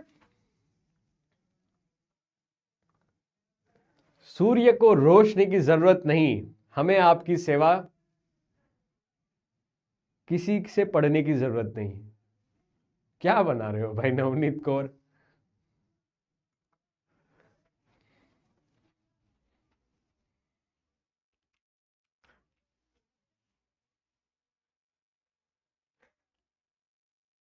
ठीक है, खैर हम बात पे आते हैं। तो पूरा उड़ने में दाखला, मतलब एग्जाम्पल के रूप से उड़ने में पूरा समय, यहां से लॉन्च हुआ वहां से लैंड किया तब का पूरा समय 10 सेकंड का है। तो पूरा समय में से 5 सेकंड मतलब आधा समय, आधे समय पे वो मैक्सिमम हाइट पे पहुंच गया होगा। ठीक है, सीधी सी बात इन्होंने बता रखी है कि देख ये t=0 से उड़ना इसने शुरू किया, t=0 से इसने उड़ना शुरू किया है, और एग्जाम्पल से t=10 सेकंड पे ये उड़ के वापस लैंड कर जा रहा है। तो हाफ पे मतलब कि 10 का आधा, जो टाइम ऑफ फ्लाइट है उसका आधा, मतलब कि 5 सेकंड पे ये मैक्सिमम हाइट पे होगा, ये अनुमान किया गया है। ये अनुमान मतलब कि अनुमान नहीं है, ड्यू टू सिमेट्री हमें ये चीज जानने में मिलती है। ओके, बताया गया है कि जो एंगल से ये लॉन्च किया जाएगा सिमेट्रिकली आपको लैंड होता हुआ एंगल भी वही मिलेगा। जैसे कि ये थीटा एंगल है, तो यहां पर जैसे ही वर्टिकल वाली वेलोसिटी जो मिलेगी ना, ये एंगल भी थीटा ही होगा, नेगेटिव में होगा लेकिन ये एंगल भी थीटा ही होगा। ठीक है, ये नेट वेलोसिटी के साथ बनाया हुआ एंगल, ये नेट वेलोसिटी के साथ बनाया हुआ एंगल थीटा ही होगा, एक्स एक्सिस ने बनाया हुआ। ठीक है, तो लॉन्च एंगल और लैंडिंग एंगल दोनों सेम सेम होंगे। ऊपर उड़ने में जैसे कि ये मैक्सिमम हाइट तक पहुंचने में जितना समय लगा है, यहां पहुंचने में 5 सेकंड लगे हैं, तो नीचे आने में भी, ऊपर जाने में जितना समय लग रहा है उतना ही नीचे आने में समय लग रहा है। तो टाइम ऑफ डिसेंट और time of accent, time of accent मतलब उड़ने में, फिर उसके बाद नहीं उड़ रहा है क्या, उड़ तो रहा है लेकिन अब उसकी वेलोसिटी है डाउनवर्ड डायरेक्शन में। तो उड़ने में समय जितना लगा, टाइम ऑफ एसेंट ऊपर जाने में जितना समय लगा है उतना ही वापस नीचे उतरने में भी लगेगा। तो time of ascent is equal to time of descent. ये कुछ कुछ हमें अच्छी प्रॉपर्टीज देखने को मिलती है, कुछ कैरेक्टरिस्टिक्स देखने को मिलती है, वो हमने लिखी है यहां पर, सिमेट्रिक देखने को मिलती है। आप ध्यान से देखो ना, तो ये पूरी रेंज आर होती है, मैक्सिमम हाइट है वो कहां पर मिलती है पता है, ये r/2 और ये r/2, रेंज के आधे डिस्टेंस पे हमें मैक्सिमम हाइट मिलती है। ओके सर, और ऐसा समझो दोस्त कि ये मैक्सिमम हाइट से इस तरफ का पाथ देखो, मैक्सिमम हाइट से उस तरफ का पाथ देखो, ये दोनों इक्वल ही है, ये दोनों इक्वल है, मतलब सिमेट्रिक है। इक्वल मतलब कि सिमेट्रिक पाथ है। ओके, हाँ जी। फिर बता रखा है दोस्त कि on the same horizontal level vertical velocity is the same, only the direction is reverse. मैंने आपको बताया कि सेम लेवल की अगर बात की जाए कि ये सारी चीजें अगर मिटा दूं और वर्टिकल वेलोसिटी की सिर्फ बात करूं, वर्टिकल वेलोसिटी की, तो इस जगह पे अगर 10 metre per second vertical velocity है, तो सेम लेवल जब वो नीचे डुल रहा है तो वही वर्टिकल वेलोसिटी होगी लेकिन अपोजिट डायरेक्शन में होगी, ये 10 अगर यहां पर 20 है, नीचे इसके और 20 है, तो इसके सेम लेवल पे ये नीचे और 20 मीटर पर सेकेंड होगी। तो वर्टिकल वेलोसिटी है वो सेम लेवल पे मैग्नीट्यूड वाइज इक्वल होगी, उसकी डायरेक्शन है वो रिवर्स्ड होगी। क्या यहां तक की बात समझ पाई? ठीक है,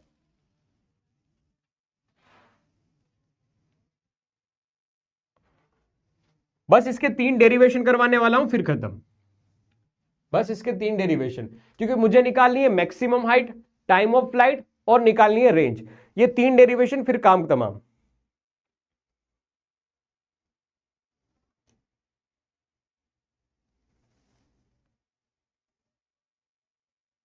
वाह सौम्या रंजन वाह। सिमेट्रिक पर बेस्ड न्यूमेरिकल आते हैं, ये स्लाइड है ना important for MCQs and numerical. ये स्लाइड है वो ऐसे वैसे नहीं है, थियोरेटिकल पार्ट बहुत कम आएगा, लेकिन it's IMP for MCQs and numerical. ठीक है, सुनना मेरे दोस्त, अब आगे की कहानी है टाइम ऑफ फ्लाइट कैसे डेरिवेट किया जाएगा। टाइम ऑफ फ्लाइट कैसे डेरिवेट किया जाएगा, तो ध्यान से देख, हम वाई डायरेक्शन की बात कर रहे हैं, वाई डायरेक्शन की बात कर रहे हैं। तो इनिशियल में इसकी वेलोसिटी कितनी थी, यू वाई थी। ओके सर, इनिशियल में इसकी वेलोसिटी थी यू वाई। अब धीरे धीरे धीरे धीरे ऊपर चढ़ा होगा, क्या इसकी वर्टिकल वेलोसिटी जीरो वाई हो जाएगी, क्या इसकी वर्टिकल वेलोसिटी किसी एक पॉइंट पे जीरो हो जाएगी। Okay sir, vertical velocity zero हो जाएगी। तो यहां तक का जो समय लगा होगा वो टाइम ऑफ एसेंट लगा होगा, यहां तक का जो भी समय है वो टाइम ऑफ एसेंट लगेगा। ठीक है, ये पूरा जो समय लगा है वो टाइम ऑफ एसेंट। ठीक है, ये टाइम ऑफ एसेंट निकालते हैं, फिर ऊपर से वापस नीचे आएगा, यहां पर वेलोसिटी वापस zero, v y is equal to zero. धीरे धीरे धीरे धीरे धीरे वापस ये नीचे आ रहा है, ये वापस नीचे आ रहा है। इस केस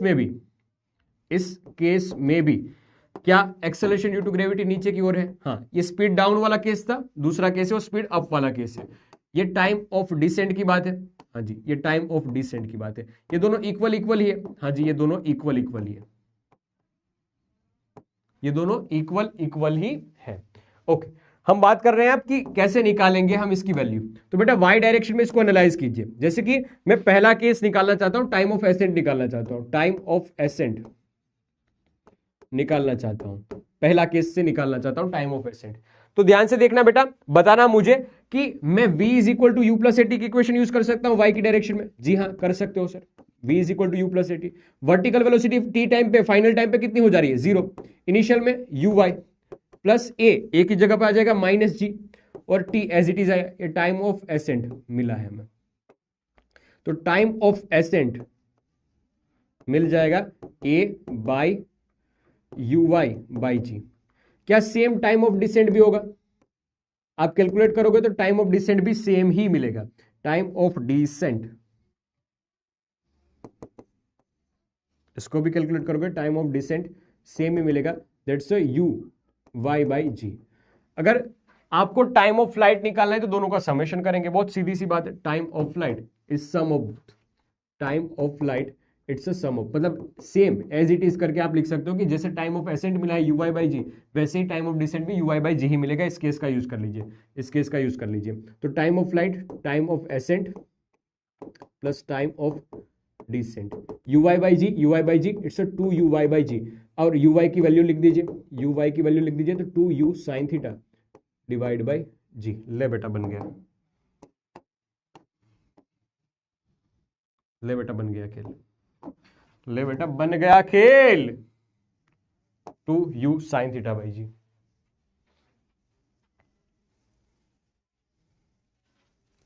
सोमिया प्रारंभ में बेटा पढ़ लो पहले अच्छे से। क्या ये डेरिवेशंस पूछे जाते हैं? जी हाँ, ये डेरिवेशंस पूछे जाते हैं। वाह गुनगुन बेटा, ये डेरिवेशंस का फॉर्मूला याद रखना है, याद रखो तो आप फायदे में हो, नहीं याद रखोगे तो आपको डेरिवेट करना पड़ेगा बार बार।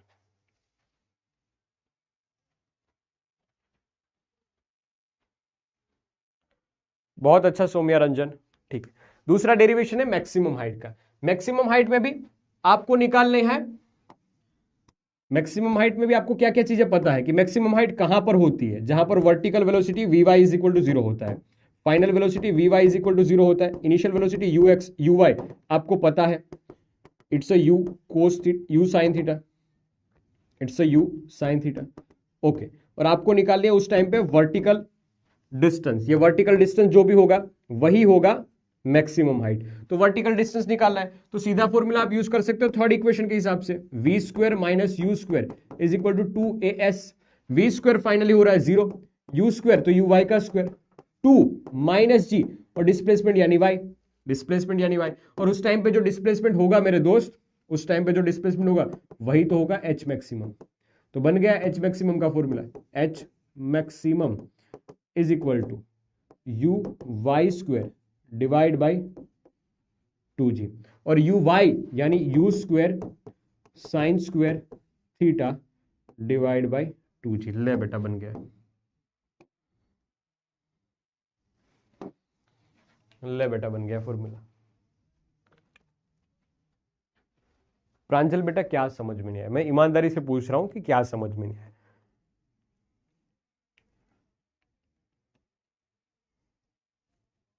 चलेगा सादिया कुरैशी, बस पढ़ो और आगे बढ़ो, और अगर तबीयत ज्यादा खराब है तो बेटा सो जाओ, आराम कर लो, फिर अच्छे से रिकॉर्डिंग देख लेना। मुझसे पहले कर लिया बाहुबली सुयश, बहुत अच्छी बात है। ठीक है रंजन,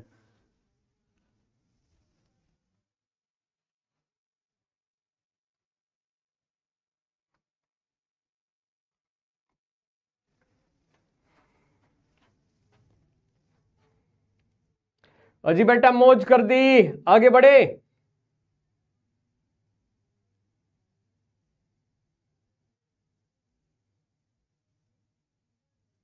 ओके, तीसरा है कि हमें रेंज निकालनी है। क्या होती है हॉरिजॉन्टल रेंज? जो ये यहां से लॉन्च किया है और लैंड हो रहा है तब तक का डिस्टेंस, उसको लॉन्च, उसको हॉरिजॉन्टल डिस्टेंस को हम कहेंगे रेंज, उस हॉरिजॉन्टल डिस्टेंस को कहेंगे हम रेंज।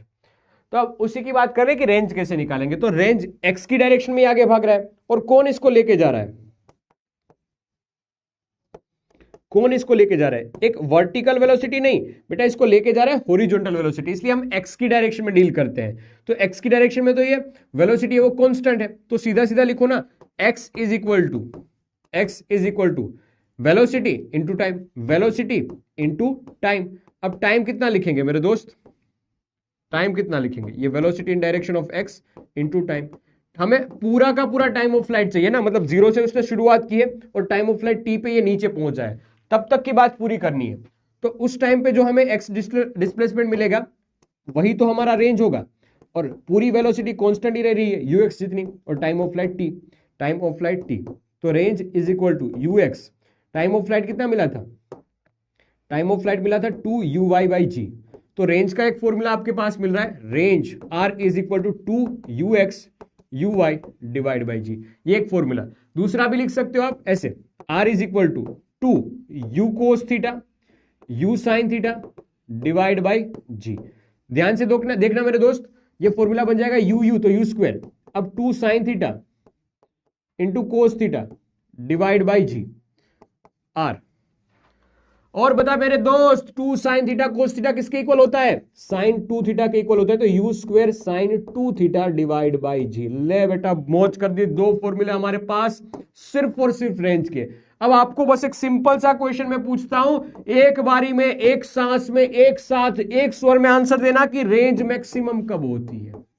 रेंज की मैक्सिमम वैल्यू के लिए हमें थीटा कितना रखना चाहिए? रेंज की मैक्सिमम वैल्यू के लिए अगर हमें भाला बहुत दूर तक जाए वैसा फेंकना है तो थीटा की वैल्यू क्या रखनी चाहिए? बता। फॉर्मूला शीट मिल जाएगी, इसका 1 पेजर आपको मिल जाएगा, 1 पेजर से आप इसका रिवीजन बहुत अच्छी तरीके से कर सकते हो, नोट्स लिखने की जरूरत नहीं है बहुत डिटेलिंग के साथ।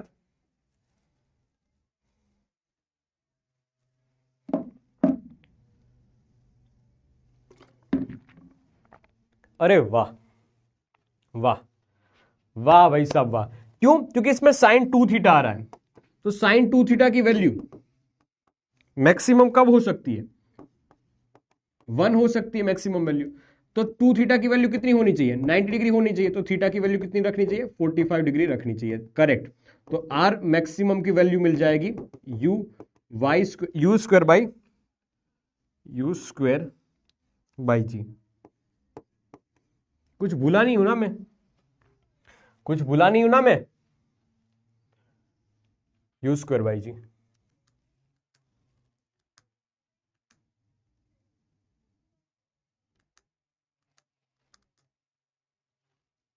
सही है? ठीक है।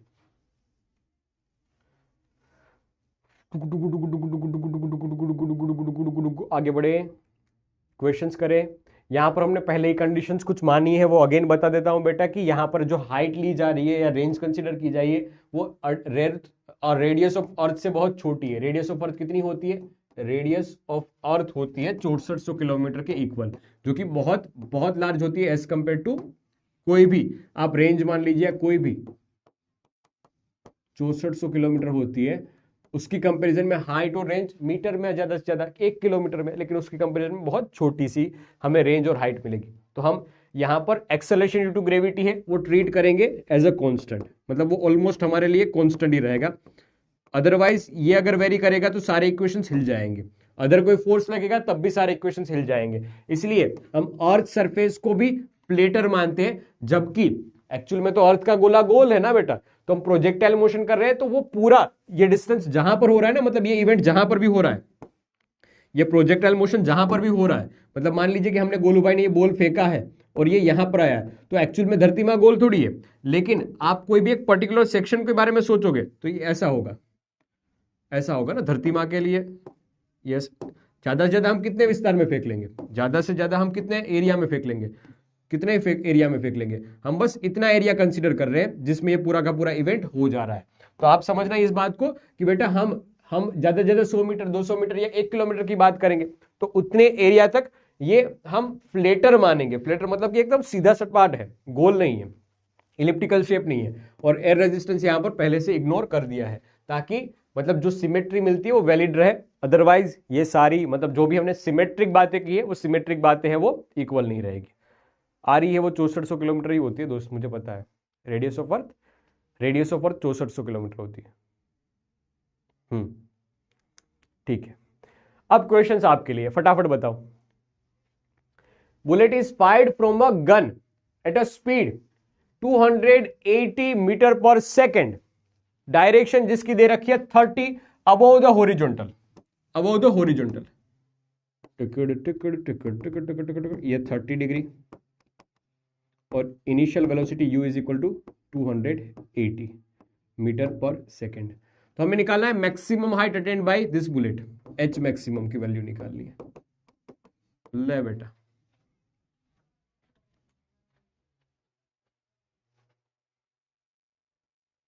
ले बेटा आपके लिए क्वेश्चन है, आएगा प्रज्ञा पांडे बेटा, सेंट्रीपिटल एक्सेलरेशन भी आएगा। वेट वेट,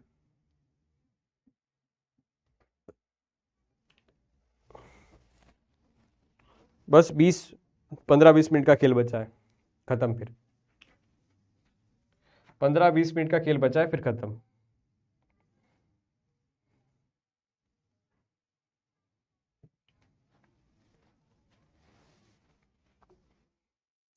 लाडले आंसर देना।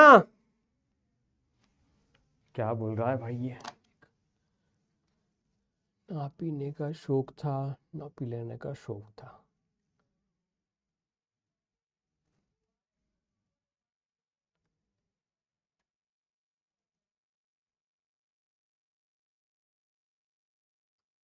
अरे क्या भाई विशाल, सारी रोमांटिक बातें यहाँ के ही करेगा।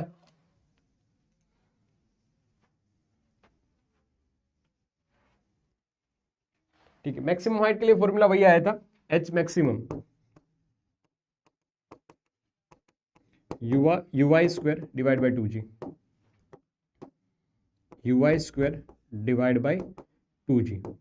तो ui का फॉर्मूला मतलब सीधी बात है u square sine square theta divide by 2g। u square मतलब 280 का square, 280 into 280, sign square theta, तो साइन 30 डिग्री है, साइन 30 डिग्री की वैल्यू होती है 1/2, तो 1/2 का स्क्वायर यानी 1/4। डिनोमिनेटर में आ जाएगा 2g, तो g की वैल्यू अप्रोक्सीमेटली 10 ले लीजिए, जो भी आंसर आएगा वो आपका रिजल्ट। और मेरे ख्याल से आंसर आएगा 1000 मीटर के आसपास, 1000 मीटर के आसपास 1000 आएगा बेटा। कौन है ये बी वाला? ये आएगा ना, डिनोमिनेटर में 2 भी तो है, 2000 नहीं बेटा, 2000 नहीं बेटा, 1000 आएगा, 1000 आएगा बेटा, 1000। कैलकुलेशन चेक कर लीजिए, कैलकुलेशन फिर एक बार चेक कर लीजिए। ठीक है,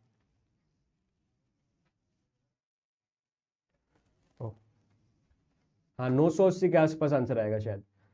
जब प्रारंभ हुआ था खत्म तो लगा कि शरीर से साया चला गया, चांद को छोड़ के सूरज चला गया, फूलों से उनका रंग चला गया, जन्नत से उसका नूर चला गया, लेकिन ये सब रंग वापिस आ गए जब पता चला कि चांद के साथ छोड़कर गया था रवि, उस रवि को निर्भय वापस ले आया।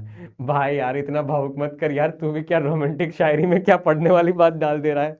गजब गजब, तेरे पास क्रिएटिविटी है, इसका तो मैं खुद स्क्रीनशॉट लूंगा। मतलब अच्छी लिखी है तूने, अच्छा बनाया है। कुंवर कनिष्का यादव, बढ़िया बेटा। वापिस एक बार पढ़ देता हूँ, कुछ ज्यादा ही रोमांटिक बना दिया है, लेकिन जब प्रारंभ हुआ खत्म, लगा कि शरीर से साया चला गया, चांद को छोड़कर सूरज चला गया, फूलों से उनका रंग चला गया, जन्नत से उसका नूर चला गया, लेकिन ये सब रंग वापस आए जब पता चला कि जो चांद के साथ छोड़कर गया था रवि, उस रवि को निर्भय वापस ले आया। क्या बात, ठीक है कुंवर बेटा, चलो बहुत बढ़िया, ठीक है। एक बड़ा क्वेश्चन है जो बहुत फेमस है, देखना मैं आपको है ना फॉर्मूला बताता हूं। देख मैं ये क्वेश्चन इसलिए लेके आया था, हालांकि ये क्वेश्चन है ना बहुत फेमस है और बहुत पूछा जाता है, बहुत पूछा जाता है। मैं आपको बस ये समझाना चाहता हूं कि प्रोजेक्टाइल मोशन में क्या एमपी है। प्रोजेक्टाइल मोशन में उसके डेरिवेशंस, जो टाइम ऑफ फ्लाइट के डेरिवेशन थे, मैक्सिमम हाइट के डेरिवेशन थे, वो डेरिवेशंस, और मेरे दोस्त यहां पर आईएमपी है फॉर्मूलाज। फॉर्मूलाज जैसे कि अगर मैक्सिमम हाइट पूछिए तो एच मैक्सिमम के लिए बस यही याद रखा करो, u square, u y square divide by 2g, u y square divide by 2g, u y square divide by 2g। क्या बन जाएगा u y square divide by 2g? Sir u y यानी कि यू साइन थीटा होता था, तो u square sine square theta divide by 2g। फिर बात है कि क्या होता है time taken by the ball to return, ये होता है time of flight. Time of flight की इक्वेशन लिखी थी 2u(y) by g, 2u(y) by g मतलब कि 2u sine theta divide by g। Okay, फिर बात आई थी कि रेंज क्या होती है, distance from the thrown for the point, ये रेंज के बारे में बात कर रहे हैं। तो मैं बस आपको फॉर्मूला बता रहा हूं, ये फॉर्मूला यूज करना है हमें, ठीक है। ये टाइम ऑफ फ्लाइट, ये डेफिनेशन सारी लिखी हुई है, और जहां पर मैंने डेरिवेट किया है वहां पर सारी की सारी डेरिवेशन है, ठीक है, और डेफिनेशंस भी है। तो रेंज का फॉर्मूला आया था 2ux, मैं तो यही फॉर्मूला यूज करता हूं, 2ux uy divide by g. और रेंज का एक और फॉर्मूला भी है कि u square sine 2 theta divide by g. ये फॉर्मूला मत भूलना, क्योंकि ये फॉर्मूले से जुड़ी हुई बहुत सारी बातें पूछी जाती है, मतलब क्वेश्चंस में बहुत हेल्प मिलती है इस फॉर्मूले से। सीधा देखो ना, एक फॉर्मूले से बहुत सारे क्वेश्चन, मतलब ये क्वेश्चंस कितने हो रहे हैं, फटाक फटाक से हो जाएंगे, तो इसलिए ये फॉर्मूला बहुत इंपॉर्टेंट बन जाते हैं। तो फॉर्मूला नहीं भूलना है। आपको पता है रेंज क्या होती है, हाइट क्या होती है, टाइम ऑफ फ्लाइट क्या होता है, सारी चीजें पढ़ाने के बाद मैं इस क्वेश्चन पे आया हूं, ठीक है। अब देखो वैसे पढ़ाने की बात तो बहुत सारी है, लेकिन यहीं पे मैं आज के सेशन का स्वाहा करता हूं, आज के सेशन का अंत करता हूं। कुछ चीजें हैं लेकिन वो अगले सेशन से हम और कवर करेंगे, मतलब ये चीजें रहेगी है और इंपॉर्टेंट है, तो मैं जल्दबाजी में मैं उसको कवर करवाना नहीं चाहता हूं। देखो हमें ये चीज पता है कि धीरे धीरे से गाड़ी आगे जाएगी, लेकिन हमें एक फास्ट वे में जो भी क्रिस्प कंटेंट है उस हिसाब से पढ़ना है। तो मेजोरिटी काम मैं ही कर रहा हूं ऐसा नहीं है, हम मेजोरिटी साथ में मिलके कर रहे हैं, लेकिन ऐसा समझना कि 10 से 20% जिससे आपको अकेले करना पड़ेगा, वो अकेले में मैं गाइड कर रहा हूं आपको कि ये होमवर्क क्वेश्चन आपके लिए है, ये होमवर्क क्वेश्चंस आपके लिए हैं, ठीक है मेरे दोस्त। तो बात वही है कि कामयाबी तब मिलेगी जब आप खुद से कुछ करोगे, ऐसा नहीं कि ठीक है सर ने सब कुछ पढ़ा दिया अब वेट करो एग्जामिनेशन का, सब चीजें पता चल जाएगी, रिजल्ट आएगा या पेपर आएगा तब। नहीं बेटा, वैसे इंतजार नहीं करना है किसी का कि कोई चमत्कार होगा और मुझे चीजें याद रह जाएगी, ऐसा चमत्कार नहीं होता है। एक दिन में कोई भी व्यक्ति बना है, आज दिगराज सर बने तो दिगराज सर के पीछे उन्होंने कितना समय बनने में दिया होगा ना, तो तुम्हें भी बहुत अच्छा और बहुत बड़ा व्यक्ति बनना है तो समय देना पड़ेगा, इंतजार करने से कुछ चीजें नहीं होगी। तो आज 5 क्वेश्चन लगाए, कल 5 क्वेश्चन लगाए, फिर 7 क्वेश्चन, 10 क्वेश्चन, ऐसे प्रैक्टिस करोगे, काम करने से कामयाबी मिलती है। तो मैं आपको बताना चाहता हूं, और वो काम हम पहले से आपको देख के जा रहे हैं कि ये चीजें आपको करनी है, वह चीजें आपको करनी है, बस करते जाओ, आगे बढ़ते जाओ। तो कल हम प्रोजेक्टाइल मोशन के कुछ और भी कंसेप्ट है वो पढ़ेंगे, और कुछ और छोटे छोटे कंसेप्ट्स और क्वेश्चंस के साथ हम प्रोजेक्टाइल मोशन को खत्म करेंगे, और लास्ट में यूनिफॉर्म सर्कुलर मोशन वाला टॉपिक है, ठीक है। तो जहां से सब कंफ्यूज होते हो वहां से हम शुरू होते हैं, इसी बात पे तुम्हारे डाउट्स ले लेते हैं। बताओ बेटा, कोई डाउट रहा हो तो आज के सेशन में, कोई भी डाउट रहा हो आज के सेशन में तो मुझे बताओ, अदरवाइज हम आज के सेशन का स्वाहा करते हैं। मैं होमवर्क लाया हूं, वो आपको स्लाइड्स में मिल जाएगा, उस स्लाइड्स में आपको आईएमपी क्वेश्चंस भी मिल जाएंगे, वो खत्म करो, मतलब वो सोल्व करना है, और फिर आज के सेशन का काम तमाम होगा आपके लिए। ठीक है, कुछ भी चीज डाउट लगी हो आपको, यू कैन आस्क।